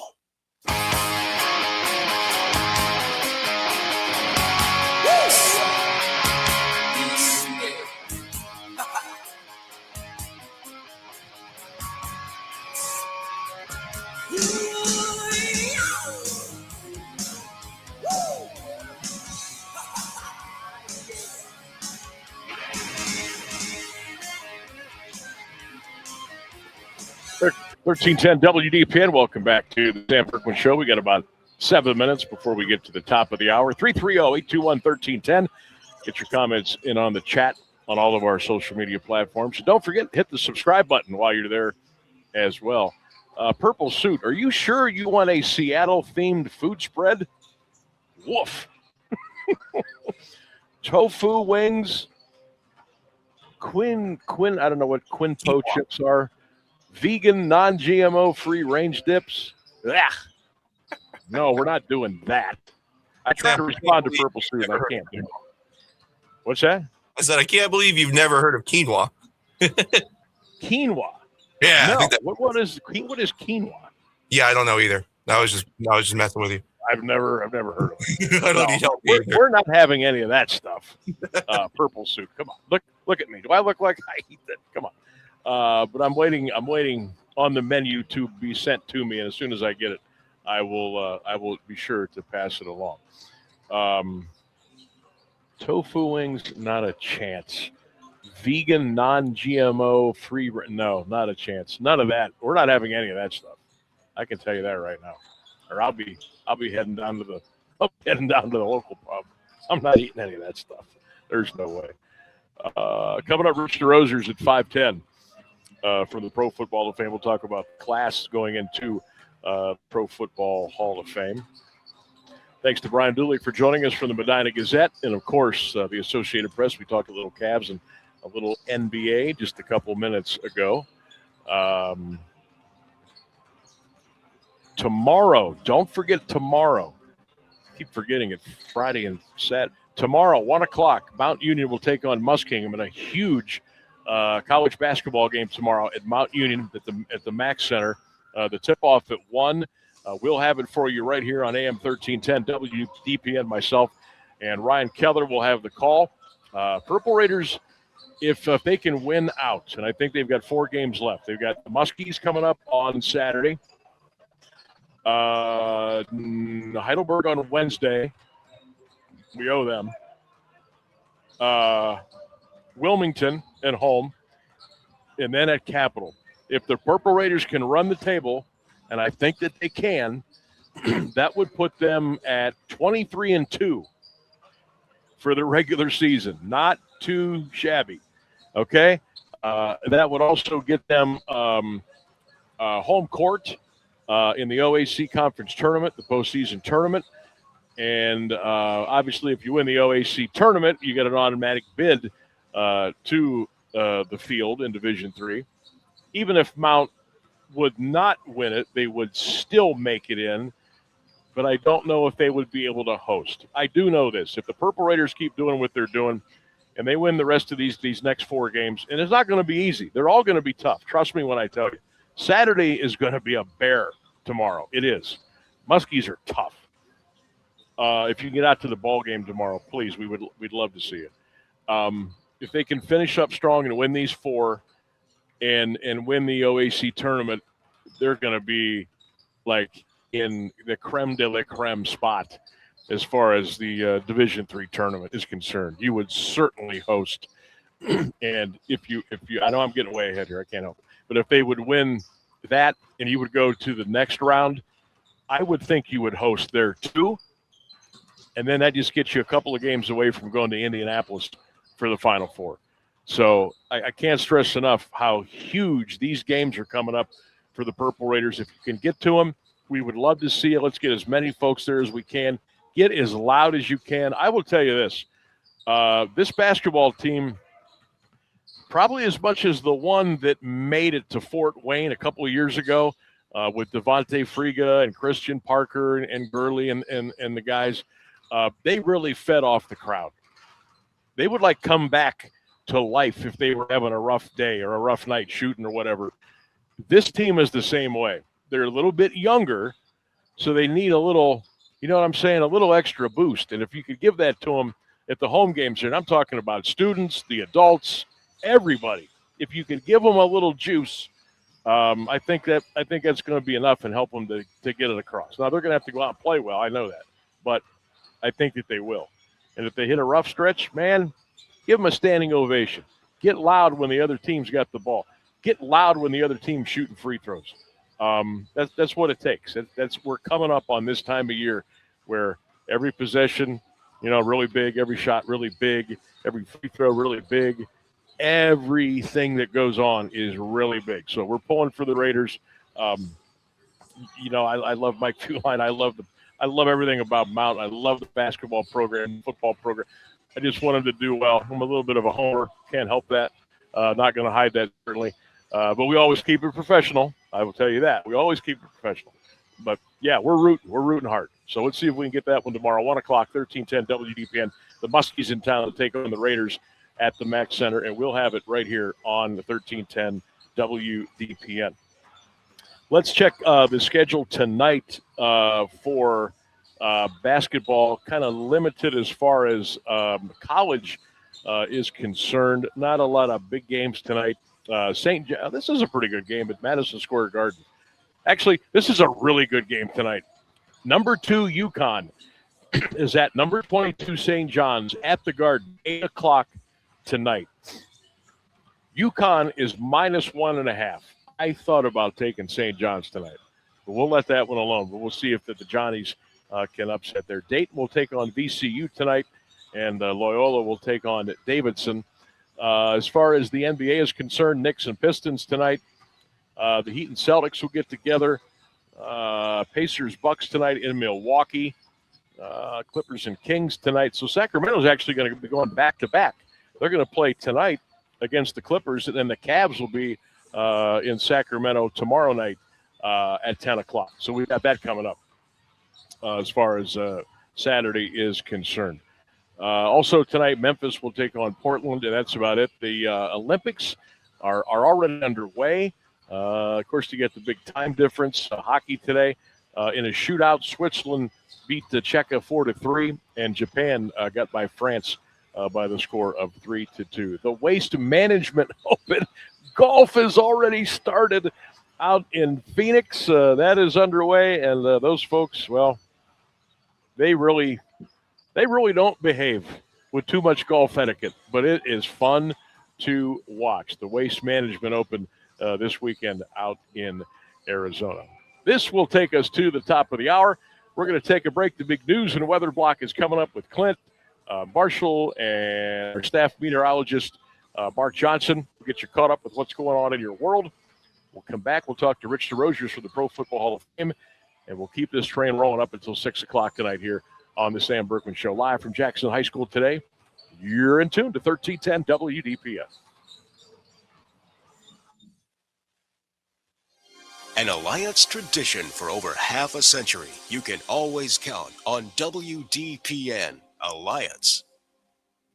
This is a special report from ABC News. I'm Michelle Franzen. A record close for the Dow Industrial Index, trading and closing above 50,000 points today, the first time ever. It marks the best day for U.S. stocks, too, since May, with today's rally making up for losses much of this week. The S&P and NASDAQ adding and posting gains. Ted Weisberg is the founder of Seaport Securities. What makes it even more amazing, quite frankly, is that we live in a world which is in complete turmoil almost on a daily basis.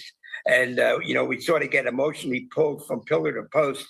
And yet through it all, corporate America has done just fine. President Trump in a social media post touting the milestone of the Dow, saying, "Congratulations, America."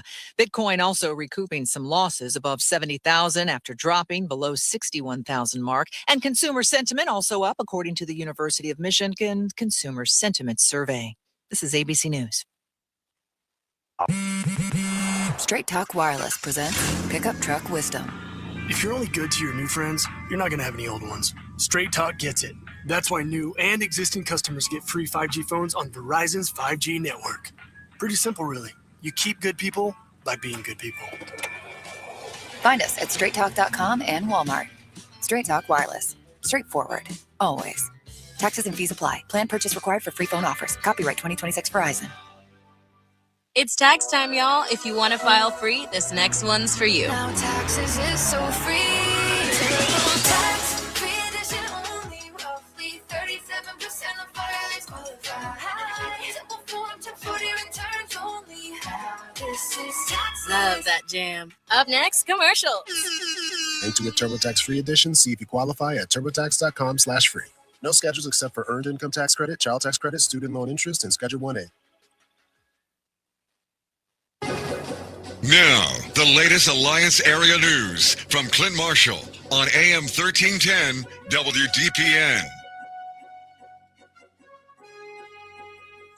Bitter cold expected to hit northeast Ohio this weekend. A cold weather advisory in effect from 1 a.m. to noon Saturday for Stark, Mahoning, Portage, and Summit, as well as Trumbull County. Carroll, Columbiana, and Tuscarawas counties under cold weather advisories from 1 a.m. Saturday through 10 a.m. Sunday. The National Weather Service says wind chills could drop to 15 to 25 below zero. 3 News meteorologist Mark Johnson's forecast is on the way. North Canton police investigating a shooting that left 1 man injured and sent 2 suspects running Thursday afternoon. Officers were called to the 300 block of Rose Lane Street Southeast just after 4. Residents reported popping sounds in a vehicle in a front yard. Police say 2 suspects fled on foot as officers arrived. The detective applied a tourniquet to the victim, who suffered a gunshot wound to the leg. He was taken to a hospital in stable condition. Investigators say it was an isolated incident. A teen headed to prison for a double shooting. 16-year-old Amir Myers of Akron sentenced Thursday to 8 to 10 years in prison after pleading guilty to attempted murder and felonious assault. Canton police say the shooting happened in April of 2025 on 22nd Street Northeast following an argument. Investigators say Myers left the scene, returned with a gun, and fired multiple shots, hitting 28-year-old James Reed in the chest and Trayon Vance in the leg. Myers was sentenced by common pleas Judge Taryn Heath. Bond is set for a man accused of helping plan an armed robbery in Canton that netted $13,000 in a necklace. 20-year-old Artrell Wallace of Canton arrested Thursday and arraigned Friday in Canton Municipal Court on a charge of complicity to aggravated robbery. Bond was set at $80,000. Wallace and 19-year-old Stephen Diamond of Akron allegedly helped plan and facilitate the crime, knowing 21-year-old Kamari Anderson of Akron had a gun. Robbery happened December 18th in the 2600 block of Harvard Avenue Northwest and was caught on a vehicle surveillance system. Diamond is charged with obstructing official business and will be arraigned Monday. Anderson remains at large. Marlington Board of Education reviews its 5-year financial forecast. It shows a projected $500,000 operating deficit next year, with deficits growing in future years. Property tax reforms will cut revenue by more than $560,000 starting in 2027, while state funding guarantees help stabilize finances. Rising special education costs and food service deficits also add pressure. The board also discussed potential capital projects, including paving, lighting upgrades, gym floor replacements, and a community wellness center. Funding could come from existing district funds, booster club contributions, and partnerships. Metallus workers in Canton have approved a new 4-year labor contract. Canton-based steelmaker says members of United Steelworkers Local 1123 voted in favor of the agreement, which was effective Thursday and runs through September 2029. The deal includes annual wage increases, continued health care and retirement benefits, and a focus on safety and employee well-being. Further details were not available. 3 people detained in connection with drug investigations in Kent and Ravenna last month. Portage County Sheriff's Office says searches conducted during the raids turned up crack cocaine, scales, packaging material, and about $5,000 in cash. Investigations are ongoing. All were released pending charges. East Liverpool police investigating a hit and run that claimed the life of a city man Wednesday night. 64-year-old Brady Ingram was struck by a car on Bradshaw Avenue around 7:50 and taken to East Liverpool City Hospital. He died about an hour later. Officers found the vehicle later on Wilbert Avenue. 3 adult women and 2 children inside were interviewed. No charges have been filed. Employees at East Liverpool City Hospital have ratified a new contract, avoiding a potential strike. The agreement with SEIU District 1199, representing about 150 support staff, was approved Thursday by a narrow margin. Employees had been working without a contract since January 9th. Union leaders say the deal addresses key issues like wages and workplace respect and provides staff can have a union delegate present during supervisory discussions. Mahoning County grand jury has indicted a woman in connection with a fatal crash in Beaver Township. 61-year-old Sally Strom of Youngstown is charged with aggravated vehicular homicide and 2 counts of OVI. Highway Patrol says Strom crossed the center line on State Route 7 in July 2025 and hit a vehicle driven by 49-year-old Clinton Van Kirk of Poland. He died at the scene. Investigators say toxicology results showed cannabinoids in Strom's system. U.S. Marshals have released new details on an officer-involved shooting at a Coatesville Township home Thursday morning. Marshals say they were searching for a 74-year-old man wanted by Poland Village Police for allegedly fleeing a traffic stop. Suspect was found in a mobile home on Galupi Drive around 11 o'clock. Authorities say the man pointed a gun at officers who then fired. The suspect was taken to a hospital. His condition was not available. No officers were hurt. The Ohio BCI is handling the case. 31 degrees at 5:07. This is the local edition of WDPN News. I'm Clint Marshall. Here's Mark Johnson's forecast on AM 1310 WDPN. Scattered afternoon snow blowing around a little bit. Roads are going to be slick and slow, a high near 31 degrees. Overnight snow ending before midnight. It's going to be windy and colder, a low near 1, a wind chill to minus 20. I am Mark J. Weather from 3 News. Live from the AM 1310 WDPN studio, it's time for live and local sports talk. It's the Sam Bourquin Show. I'm ready. Give the show a call at 330-821-1310. Good call, meatball. Watch the Sam Bourquin Show on the AM 1310 Facebook page, the Q92 YouTube page, and on X. This is the Sam Bourquin Show on AM 1310 WDPN.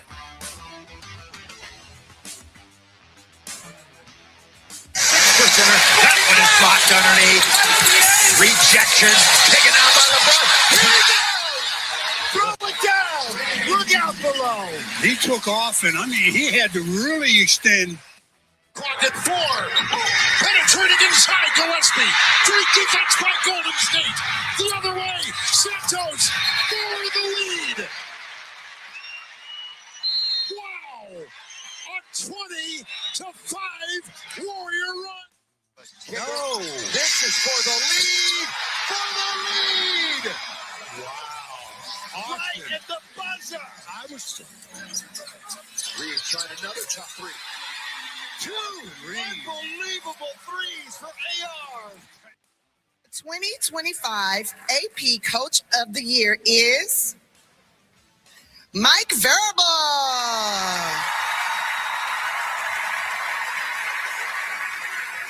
Mike Verba is busy preparing for the Super Bowl. And that he is. Welcome back to the Sam Bourquin Show, everybody. AM 1310 WDPN. We come to you live from Jackson High School this afternoon. Don't forget, a little bit later on, catch me with Lee Foster as we bring you high school hoops tonight. Kent McKinney will take on Jackson over on Q92 at 6:45. Christian has the call tonight. Salem West Branch right here on 1310 WDPN. We have talked a little Browns today. Congratulations to Myles Garrett, Defensive Player of the Year. Josh McDaniels, AP Assistant Coach of the Year. Jim Schwartz officially out with the Cleveland Browns. He sent a letter of resignation in. The Browns will now move on and try to find a new defensive coordinator for the upcoming season. Also want to thank Brian Dulick from the Associated Press and the Medina Gazette for talking a little Cavs and a little NBA earlier today. Phones are open, 330-821-1310. All of our social media platforms are rolling. Halftime, what are you going to be doing for halftime? What are you going to be watching on for halftime? What are you going to watch? You going to watch Bad Bunny? You're going to watch Turning Point? You're going to watch the Olympics? You're going to stuff your face? What are you going to do during halftime? And we want to know what's on your Super Bowl menu for the big game as well. Without any further ado, one of the busiest guys in the universe right now, Rich Desrosiers from the Pro Football Hall of Fame. Kind enough to join us here on the show. There he is, thumbs up, got the tie, got the credential, got the suit, ready to roll. Rich, how you doing today, bud? Yep, I'm doing well, Sammy. How about you? I'm doing awesome. Now, are you still on the West Coast, or? I am. We just concluded a Friday tradition with the election of the new class called the Merlin Olsen Luncheon. Nice. Sam, you could probably, I think maybe the next contest, you could ask your listeners who the Merlin Olsen luncheon is named after. I'm going to tell you what, I'm an old school television play-by-play color commentator, and I say this with all my heart. I absolutely loved Merlin Olsen. I mean, to me, Enberg and Olsen, probably my all-time favorite duo. I go on YouTube, Rich, just to listen to Merlin Olsen call games from back in the day. That's how much I enjoyed what he did.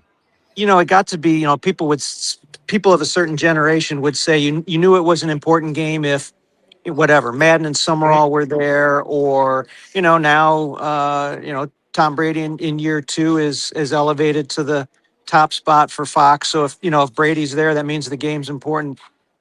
Back in the day, that was you said it. That was Merlin Olsen and Dick Enberg. If they were in your stadium, you had the game. You had the game of the week. You were probably in the AFC Championship game for sure. That's right. If they showed up on Sunday during the year, block out 3 hours. I don't care who's playing. They were. That's right. They were so good. Old Mile High Stadium, Three Rivers Stadium. I mean, just classic. Well, of course, there's that Elway documentary that's out right now on Netflix, and of course they spent a few minutes covering the drives. Sorry to all of us Browns fans to have to relive that. But they were calling that game, and like you said, any big game from that era, they especially AFC side, they were doing it, and they did. He did 5 Super Bowls, but this luncheon was a big deal to Merlin. It's an opportunity for some Hall of Famers to come together, welcome the new class, and raise some important money for charity. Some charitable causes benefit from this luncheon. So just wrap that up. Got a chance to sit with members of the class of 2026, and what a great class it is. Rich, I just got a close-up of your tie. Oh, yeah. Just because we panned in on you there for about 10 seconds. Look at that. Classics, right? Can I get that at the gift shop or no? No, no, not this. This is old. When the helmets on here were in use was when this tie comes from, and of course some haven't changed a whole lot. I'm looking at the Niners, Steelers, Colts, Vikings, Browns haven't changed. Seahawks have changed a couple times. Jets. What's funny is some of these throwback helmets are back in current use now. So you keep something long enough, you're back in style. That's right. Everything new is everything old new again. That's right. Buccaneer Bruce really stands out on your tie. How about that? That's a good one. That's a classic. Speaking of classic, class this year of 5: Drew Brees, Larry Fitzgerald, Luke Kuechly, Roger Craig, and Adam Vinatieri. We found out last night on the national stage who was going to come to Canton. Rich, your thoughts on the class and what each individual will bring to our fair city here this summer? Well, I think what we're learning about this class is, well, first of all, this class is, I mean, you can't be a Hall of Fame football player without being, really smart. And there is no such thing as a dumb jock who gets to the Pro Football Hall of Fame. However, I would put the collective football IQ of these 5 guys probably up against anybody's. And to sit for a few minutes with Drew Brees or Luke Kuechly and kind of those two particular, Larry, Adam have spent the most time talking. It's like sitting in a master's class of football history and football knowledge, and just to hear them talk to each other about how they tried to beat each other. Luke and Drew faced each other like 19 times, and just to hear them talk about how they appreciated the other and tried to outthink the other is just, you can just sit back and enjoy that for hours. Yeah, this is I look at this class, it reminds me of a lunch pail group, kind of quiet, not real flamboyant. Really happy Larry. Drew Brees was like they looked at Drew Brees and they said, he's not even 6 feet tall, but how does he go out and do it? Well, when I did it, now he's going to be in the Hall of Fame. If you wanted to win a game with a with field goal or extra point. There was nobody you would call on before Adam Vinatieri. Luke Kuechly was that guy, maybe not the fastest, maybe not the strongest, maybe not the biggest, but he was a true grit.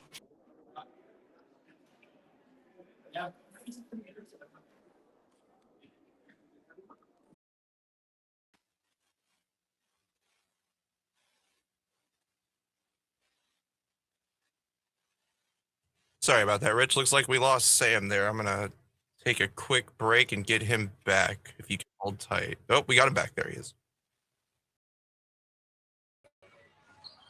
You got me, Sam? Gee, don't tell me our technology failed us again. Oh, no, would never do that. Rich is still here. Rich is still there? Okay. I'm just waiting for him to pop back in. There he goes. We got you back, Rich. I don't know where I lost you, but I was kind of talking a little bit about each guy that got in and what I really appreciated most about him. But is there a guy in this class maybe that we will learn maybe a few more things about them that we don't know now?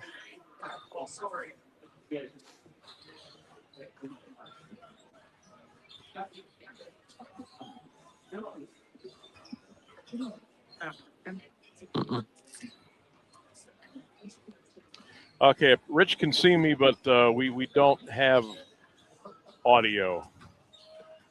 I can hear you, Sam. Hey, Rich, are you there? I can hear that voice. Oh, you can't hear Sam? Yeah, I can't hear Sammy. Yeah, that is very weird. I hear Sam. Yeah, I can see Sammy, but I can't hear him. That is very He's- bizarre. He's waving. I'm waving. I can hear him, but he can't hear me.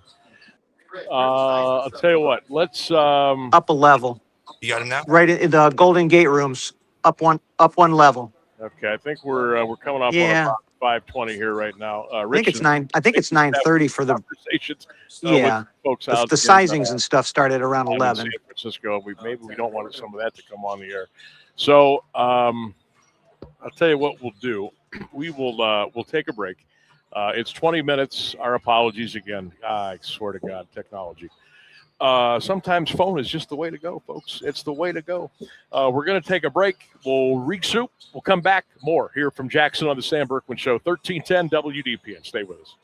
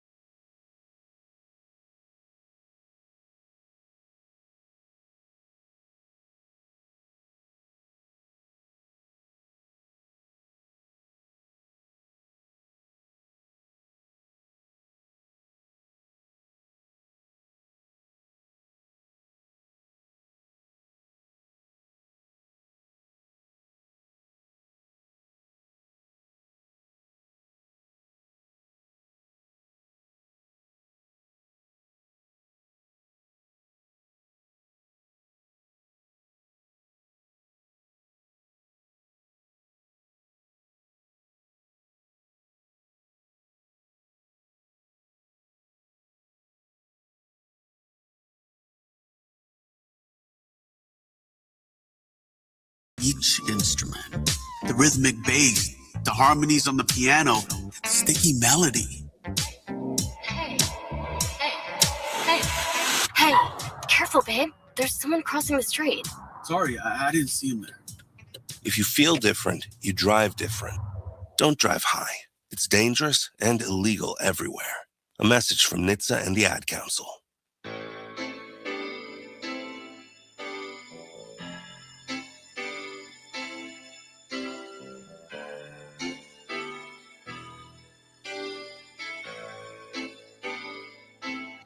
From Jackson High School, we were talking to Rich Desrosiers from the Pro Football Hall of Fame. I don't know if we have Rich back on the phone or if he will be popping up on video. Rainsburg, what is the 411 there? I'm sorry, I don't have his phone number. If you tell him to call the station, I will pick him up.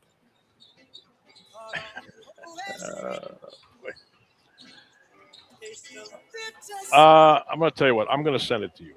Okay, we're going to have to do it that way. Folks, bear with us. We're just doing our thing here.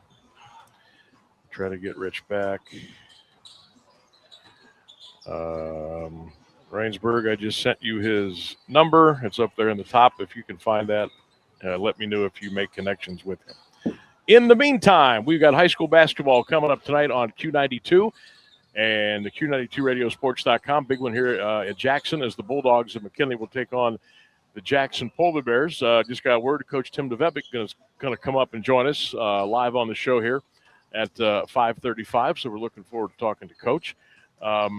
McKinley pretty much has everything sewn up as far as the Federal League is concerned, unless they would trip up here in a game or two. They've got Hoover coming over to the field house soon. That could make things interesting there, but for the most part, it looks like they've kind of got they pretty much got the Federal League tied up. They got it. They're sharing it already. They could win the thing outright with a couple of more wins here coming up here as we go down the stretch. Christian's going to have the call tonight here at 1310 WDPN. Salem will take on West Branch, and that will get cooking at 6:45 tonight right here on 1310 WDPN. Don't forget tomorrow right here, we will have the Mount Union Purple Raiders and Muskingum. That's at 1 o'clock tomorrow. Keller will join me at the Mac Center right here on your home of the Purple Raiders, and looking for a big win and a big crowd tomorrow at the Mac Center. Again, trying to reconnect with Rich Desrosiers, who is out in Santa Clara, the site of Super Bowl 60, of course, coming up here Sunday. The Seattle Seahawks and the New England Patriots are going to get ready to roll. And, Rich, we got a little bit of a conversation with him. We're talking about the class of 2026 that was we got the release last night of who was going to be coming to Canton. Of course, if you haven't heard yet, or you heard and you kind of forgot, congratulations and welcome to Canton to Adam Vinatieri, Drew Brees, Larry Fitzgerald, Roger Craig, and Luke Kuechly. They will be coming to town here this year. And again, each guy, Drew Brees, was he 5'10" and a half, maybe 5'11"? Just a great quarterback. Just he played the game the right way. He knew what was happening before he walked up to the line of scrimmage. He was always so prepared. Larry Fitzgerald, one of the greatest receivers of all time. Loved watching him with the Cardinals. I remember when he was at Pitt, you knew he was going to be really good. Hall of Fame good, yeah. And Larry Fitzgerald was just, he again, a guy who just did things the right way. Not a lot of showboating, not a lot of nonsense. He just played hard, and he made everybody around him better. Adam Vinatieri, big game kicker, won the Super Bowl against the Rams. He nailed a couple of kicks in the tuck rule game when the snow was this high and the wind was blowing all over the place in Foxborough. If you needed a big kick, Adam Vinatieri was going to make it. You didn't even have to watch. Just put 3 points up on the board. It was over. Roger Craig, his high knee style of running, he would block for you. A very integral part of the Super Bowl championship teams with the San Francisco 49ers. And, of course, Luke Kuechly, a guy, again, maybe a little bit undersized. Did Luke Kuechly run a 4.1 40? No. Did he jump 3,000 feet in the air? No. He was just a football player, a Hall of Fame football player. He made plays. You knew when you got hit by Luke Kuechly. You knew when you got hit by him. Either he wrapped you up or he drove you right into the ground. He was so quick, too, at his backer spot. It seemed like he always would come up with a big interception here and there during a game. And I think this is a great class. I really, really do. Let me see here. Okay, I don't think we're going to be able to catch up with Rich. So we thank him for joining us for the few minutes that he did.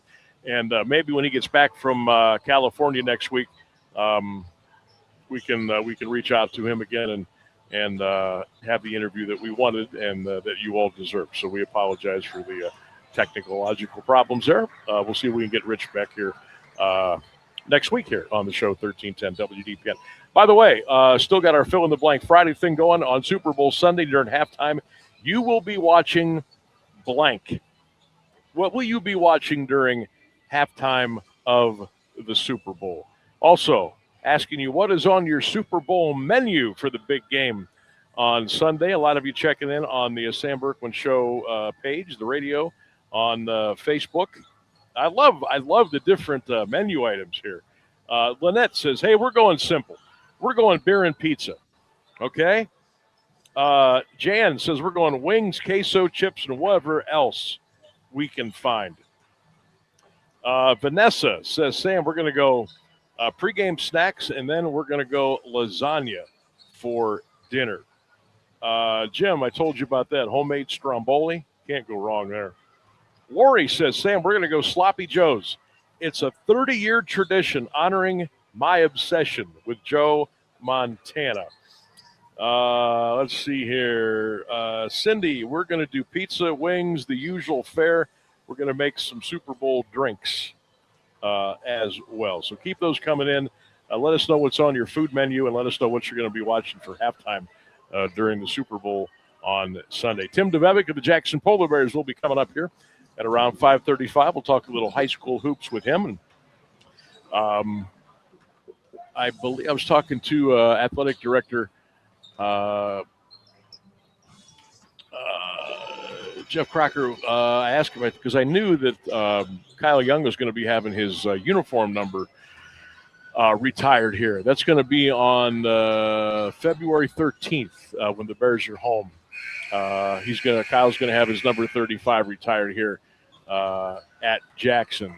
And I'm trying to think. There they are. I think they moved the numbers that they're retired. They moved them from the one end of the gym to the other, I believe. But so far, you can see 44 for Jamie Bosley. His number is retired. And Taylor Mikesell for the Jackson Girls team, her number 24 has been retired. So they're going to have to make a little room over there in that wall for the number 35 of Kyle Young. He will have his number retired coming up here on Friday, February the 13th. We're going to take a break. News and weather coming up at the bottom of the hour. When we get back, we'll talk a little Jackson Polar Bear hoops with Tim DeBevick when we get back here on the Sam Bourquin Show live on a Fill in the Blank Friday, AM 1310 WDPN. Stay with us, everybody.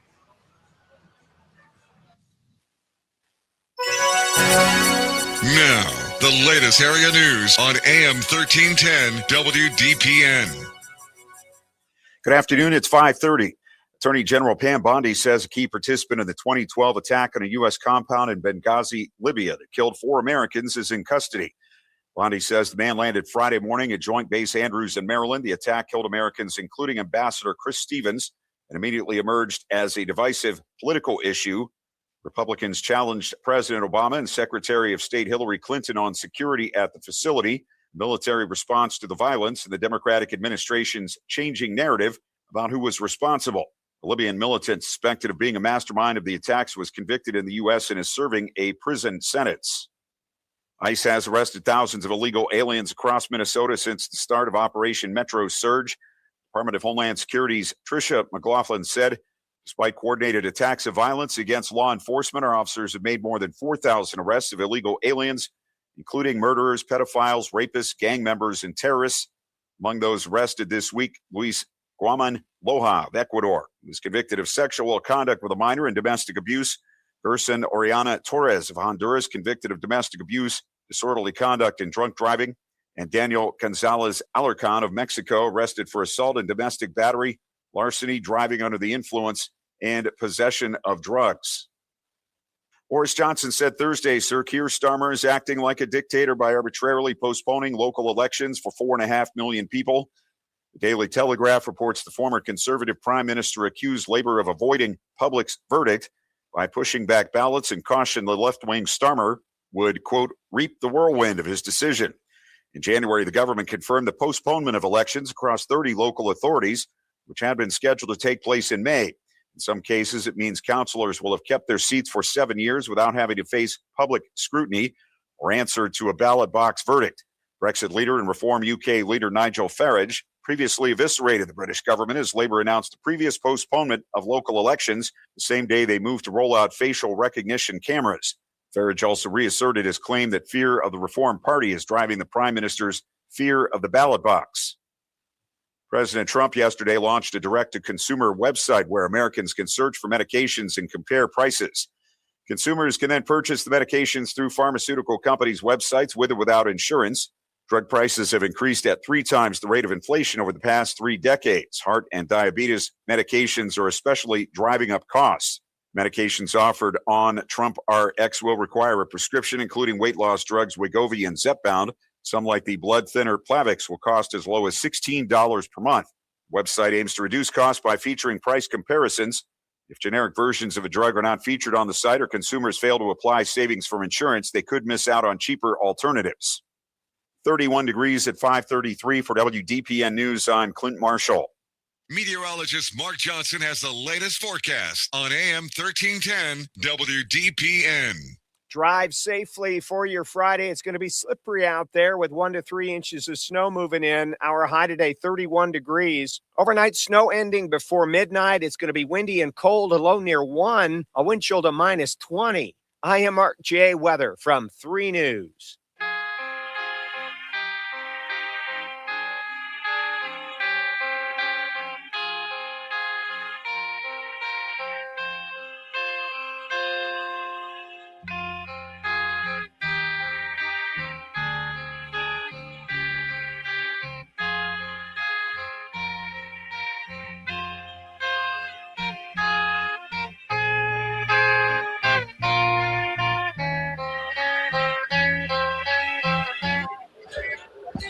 All right, we're back, 1310 WDPN. Welcome back to the Sam Bourquin Show. We've been doing it from Jackson High School today. We'll get Coach DeBevick in here. We don't need to see me all day.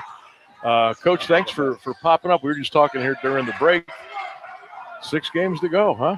Yeah, 6 games. Unbelievable how fast it goes. Every year goes fast. Seems like they go faster, but we got 5 out of the last 6 home. So only 2 more fellow games, and all these games matter because tournament seeding and RPI and and max prep. So I mean, this is big tonight. For us to maybe get a win and maybe host a playoff game. So we got to win at least probably 4 out of the next 5 to get a home game. What does it mean to you to finish up with, what'd you say, 5 out of your last 6 are going to be here? That's big. I was talking to Coach Feuline yesterday, and Mount's going to finish up 3 or 4 at home. They've been on the road for a long – they haven't played a Saturday home game in a month. Well, what does it mean to you guys to be able to finish strong here at home and get reacclimated and comfortable and make a push? And, we figure we're going to be young this year, so maybe play at home might help us. And then, get ready for the tournament. We're playing Masson at the end of the year. Which, in front of a big crowd. That'll be fun. We'll be here that night. We'll probably have 2,200 people here. Masson's going to bring a lot of people. They're really good. So that'd be a good game for us. And obviously Louisville, and then we got Youngstown East coming up. We're going to retire Kyle Young's jersey that night. So we got a lot of special things coming up. We played at home last Friday. So to finish the year, 5 Fridays at home, it's nice. We don't have to travel, get on the road. But we're so busy. We had a lot of home games this year, even going to Florida. So it's nice to have some home games. Next year might be Road Warriors. But we'll try to figure out ways to get some home games next year. But should be a good one tonight. Good crowd. And, snow holds off. We can get some people. I hope so. If this holds off enough, this place will be pretty much full, I can tell you. Jackson McKinley over the years, I mean, going way back when LT was running it, Dave Hoover was with McKinley, other coaches came and went. This has always been a fantastic series. At your place, over at the field house, obviously games at the Civic Center back in yesteryear. What's it mean to you when you say Jackson McKinley High School basketball? What kind of goes through your mind? Just a history storied program of McKinley. With 3 state titles and the NBA guys that went through there, and obviously their facility. We had to beat them last year down at their place to at least get a share of the title. So we've been fortunate. There's been a lot of great games over the last 15, 20 years with McKinley, even like you said with Larry Taylor. So. It's just a great matchup. I mean, 2 good programs.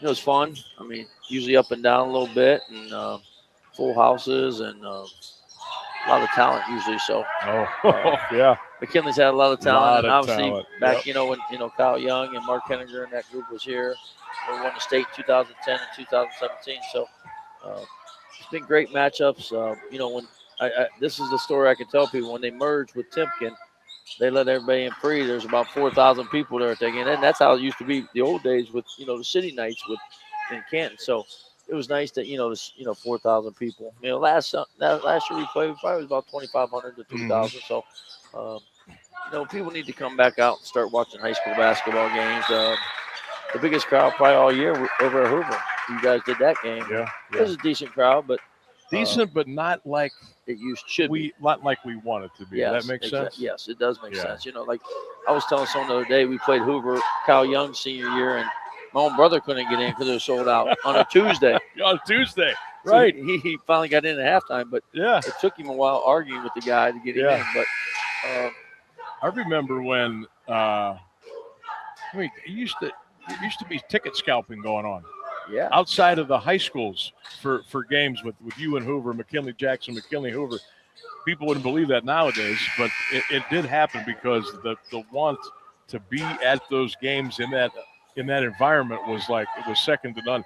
Do you have a favorite or a couple of favorite all-time Jackson McKinley games that you look back on and say, wow, that was dynamite stuff? Well, let me start by saying this, Sam. 1987, me and my brother was at Barberton, and we lost to McKinney at the Civic Center in front of 5,000 people in double overtime. So that probably was a favor, but not least favorite since we lost. Yeah. But the year when they had God, they were good when they merged with Timken, and that was a fun year. Was Johnny Davis on that? He was on that team, right? I think. Lapeer Tolles. Yeah. Had a big guy inside. They had a great team that year, and Slaughter. They played at Walsh. Oh my gosh! Yeah. Yes. They had a I good forgot team. about Slaughter. Yeah. So they, with that group, that was a great game. Lipkins. We lost to them Kyle's junior year and to get to the regional. That was a great game. Back and forth, lost by 4.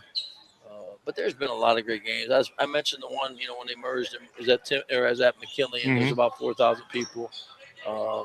Just special, go down there and play down there in front of a big crowd, and them games are fun. The kids remember that. That's a tough place to play, but last year having the Final Fours in there, that was cool. Wasn't that something? That was Louisville, and the game before that, St. Ignatius and Orange, Kansas Orange. So it's just to see that the fans back, but. We've had a lot of great games here with them at Jackson, standing room only crowd. So, obviously if we were in the hunt and got a chance to win the league, which we don't right now, but it would be packed tonight. Yeah. If this was for a Federal League title tonight, this place would be standing room only. But unfortunately, we're 2 games back, and there's only – or 3 games back, and there's 2 games left, and they're 10-0, and we're 7-3. So, it should still be a good one tonight. Oh, absolutely. It's still McKinley Jackson. It's still two of the best programs in the state. So it's always going to be some nights the stakes are a little bit higher, but it's always going to be a great environment. Because you scout McKinley sometimes, or even us, and we don't look very good. They don't look very good on like non-league games. Then when they play Jackson, it's a league game at home, and they play 2 different teams. Oh, I know. They play different, So, and I expect them. I know they went in overtime with Green the other night, and I expect them to probably be ready to roll tonight. So. Yeah, they had a little wake-up call the other night, but I'm sure you'll get their best tonight. Tim DeVevic is our guest here, outstanding coach of the Jackson Polar Bears. This guy right here talking to us on AM1310 WDPN, the Sam Bourquin Show. Don't forget over on Q92 tonight. Jackson and McKinley at about 6:45. So let's come 2026 now. And how are the fellas playing for you right now? Who's kind of stepped up for you, and who do you still need a little bit more out of to turn the season into what it is now to a pretty good one when it's all said and done? If you would have told me, we're 11-5 right now. We won 5 in a row. Our 2 seniors is really leading us, Caden Loy and Jackson Bowman. Real vocal in practice and, in off season. But, I think everybody's playing. A lot of people looked at our roster as like no experience, but Chase Mowers had a great year. He's deserving of a second team, maybe all league, down the road. And obviously Cade in the first team because he's averaging about 19 and 3 assists, 4 rebounds. I think our freshmen are growing. But the backup, Carter Mulliman's playing a little better for us. We've started the same 16, 5 guys, 16 games. So that's great. Knock on wood. Yeah. Stay healthy. And, when I always tell people, when you start the same group all year, you should be pretty good. Because if you're starting to mix around lineups, you're probably not very good, and you're kind of doubting yourself about who should start, who should not. But, I think Ethan O'Byrne, our sophomore, he's settled in. He's having a nice year. He's having about 8 or 9 a game. Mason Morris is averaging about 12 points, 5 rebounds. And then guys off the bench, I think they finally just figured out their roles. We're playing about 8 guys right now. Obviously, we got a couple of freshmen coming off the bench. Gio Stans and Zach, they're playing some JV now, which is trying to get them some minutes, and they're not getting a lot of varsity minutes, but they're going to be good down the road. But when they come into varsity, we expect them to play hard and have a role. So, like I said, it's just I think they're growing up a little bit, getting better every day. I think we improved. I mean, after a couple talks, and I think the last 3 or 4 weeks we've been playing better. You mentioned you've been playing about 8. Is that where you want to be? Is that comfortable for you? Yeah, 8.5. 8.5. Depends on the day, huh? Yeah, depends on the day. Braden Worcster's coming off the bench for us, and Jackson Bowen, obviously. But you kind of, even you look back, you look at Duke and the big programs. They play 7 guys. That's right. At that level. Well, and you know what? At the end of the day, you only need 5 out there. You can only play 5. Yeah, your guys are going to get gassed, but again, you want to ride your horses as long as you can, right? I can tell you, like 2010, when we won the state championship, we played 6.5 guys, and then 2017 we played 7.5. So, it's tough, and that's why you kind of feel bad you don't get a lot of guys in, but like you said, you kind of ride your horses when you got a Kyle Young's going to Ohio State, Mark Henniger going to Kent State. Like, it's hard to take them. You're not coming off the floor, man. You stay out there. Suck it up. 32 minutes. Right. Here's water. Are you hurt? No, you're not hurt. Get your butt back out there. So, do you guys run a lot in practice? We do. Maybe not day before the game, but I mean, we do drills that get up and down. Not necessarily, run line drills. I mean, that was the Jack Reynolds Sr. of all days of running line drills. But typically, we get up and down a lot on a Wednesday or Saturday morning. But at this point in the season, it's kind of just like we had a team feed every Thursday night, just kind of feeding the kids and keeping their spirits up. And at this point in the season, seeing the kids laugh last night at team feed was fun. We were at Coach Wassey's house for about an hour and a half and just having fun. And I think just being more relaxed right now with them. But when game time comes, they better be ready. I've always been fascinated. Like when I played baseball, we had feed the team nights. Obviously, football. Everybody's a little different.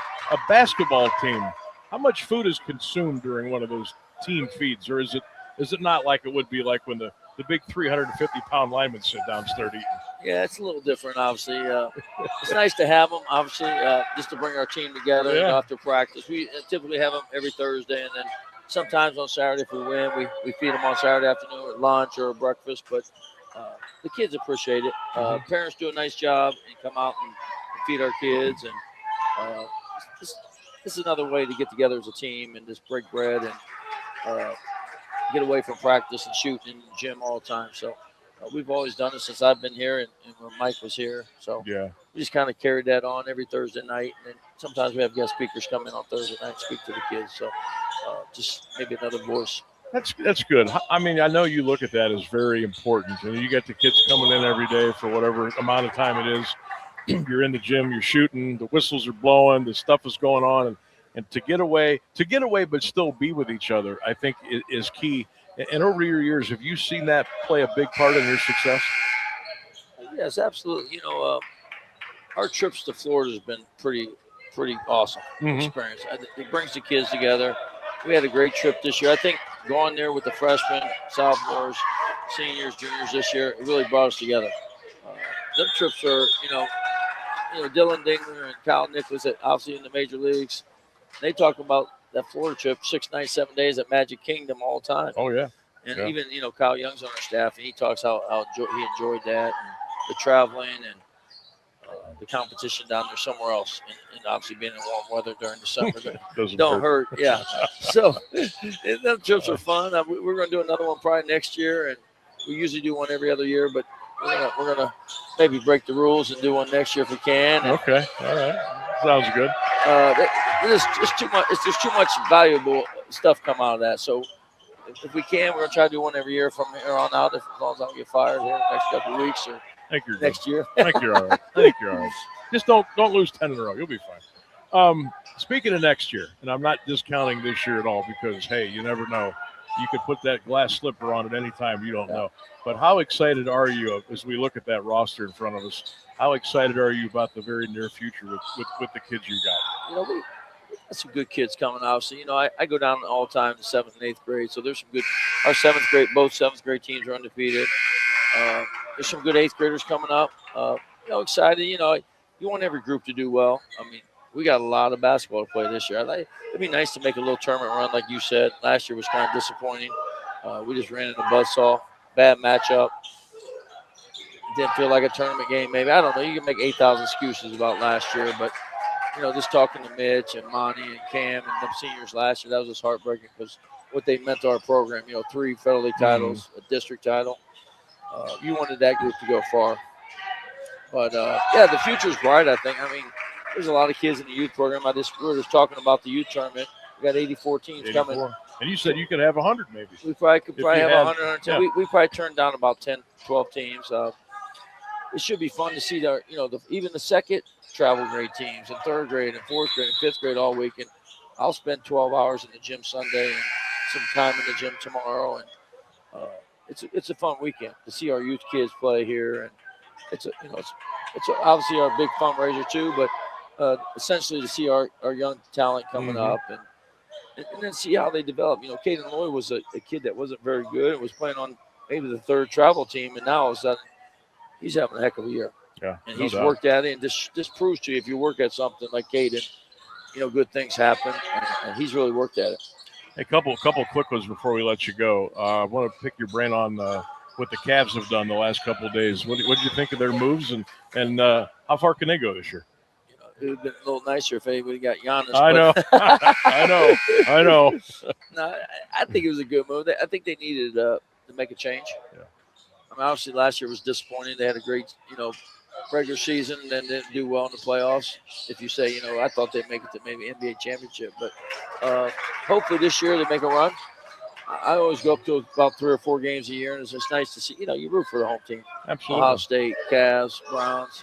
I'd like to see him bring back another title, and who knows if LeBron's going to come back, I would say yes, but that's just me thinking out loud. But we'll see.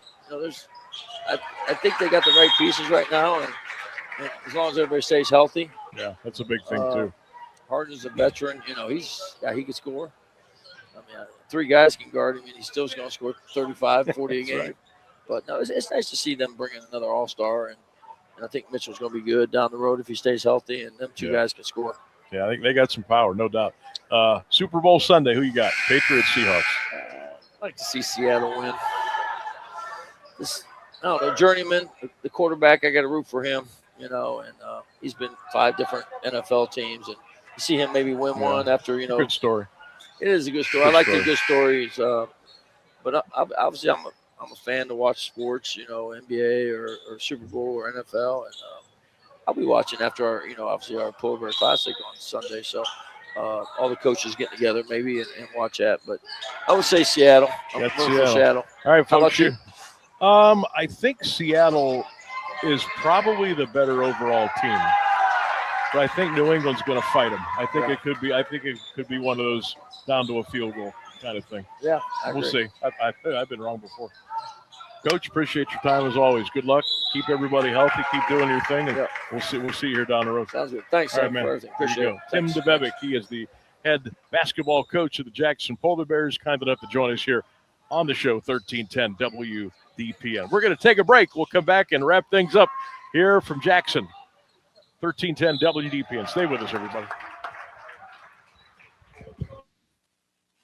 High school basketball is on AM 1310 WDPN all season long. Brought to you by SARTA. I'm Christian Bigglesworth, calling boys and girls action from around the Eastern Buckeye Conference, the Alliance Aviators, the Marlington Dukes, and the West Branch Warriors. And this year, listen live and free on the AM 1310 WDPN Facebook and X pages and the Q92 YouTube channel. High school basketball, powered by SARTA on AM 1310 WDPN.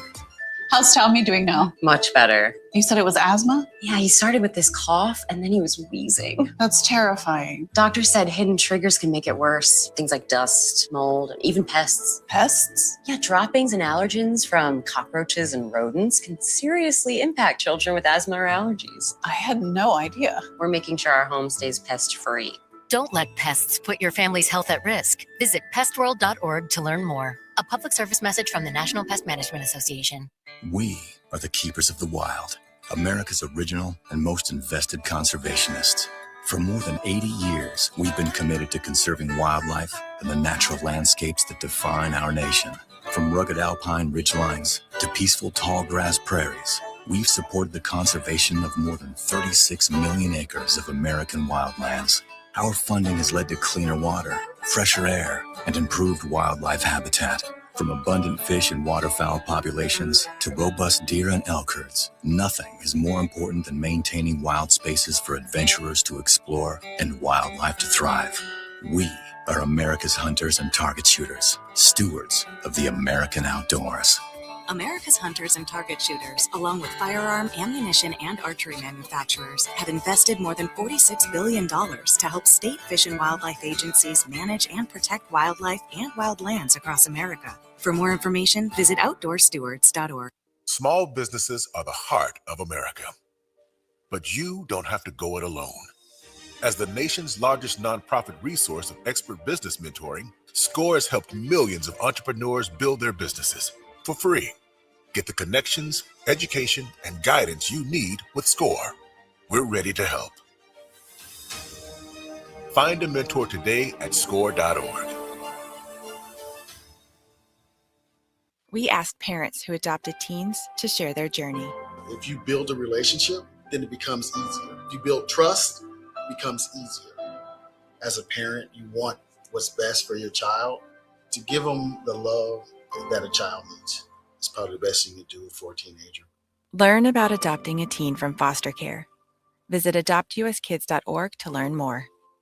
A message brought to you by Adopt US Kids, the U.S. Department of Health and Human Services, and the Ad Council. The hip, how you don't stop. Rock it out, baby, rubber to the boogity bang bang, the boogie to the boogity beat. Now what you hear is not a test, I'm rapping to the beat.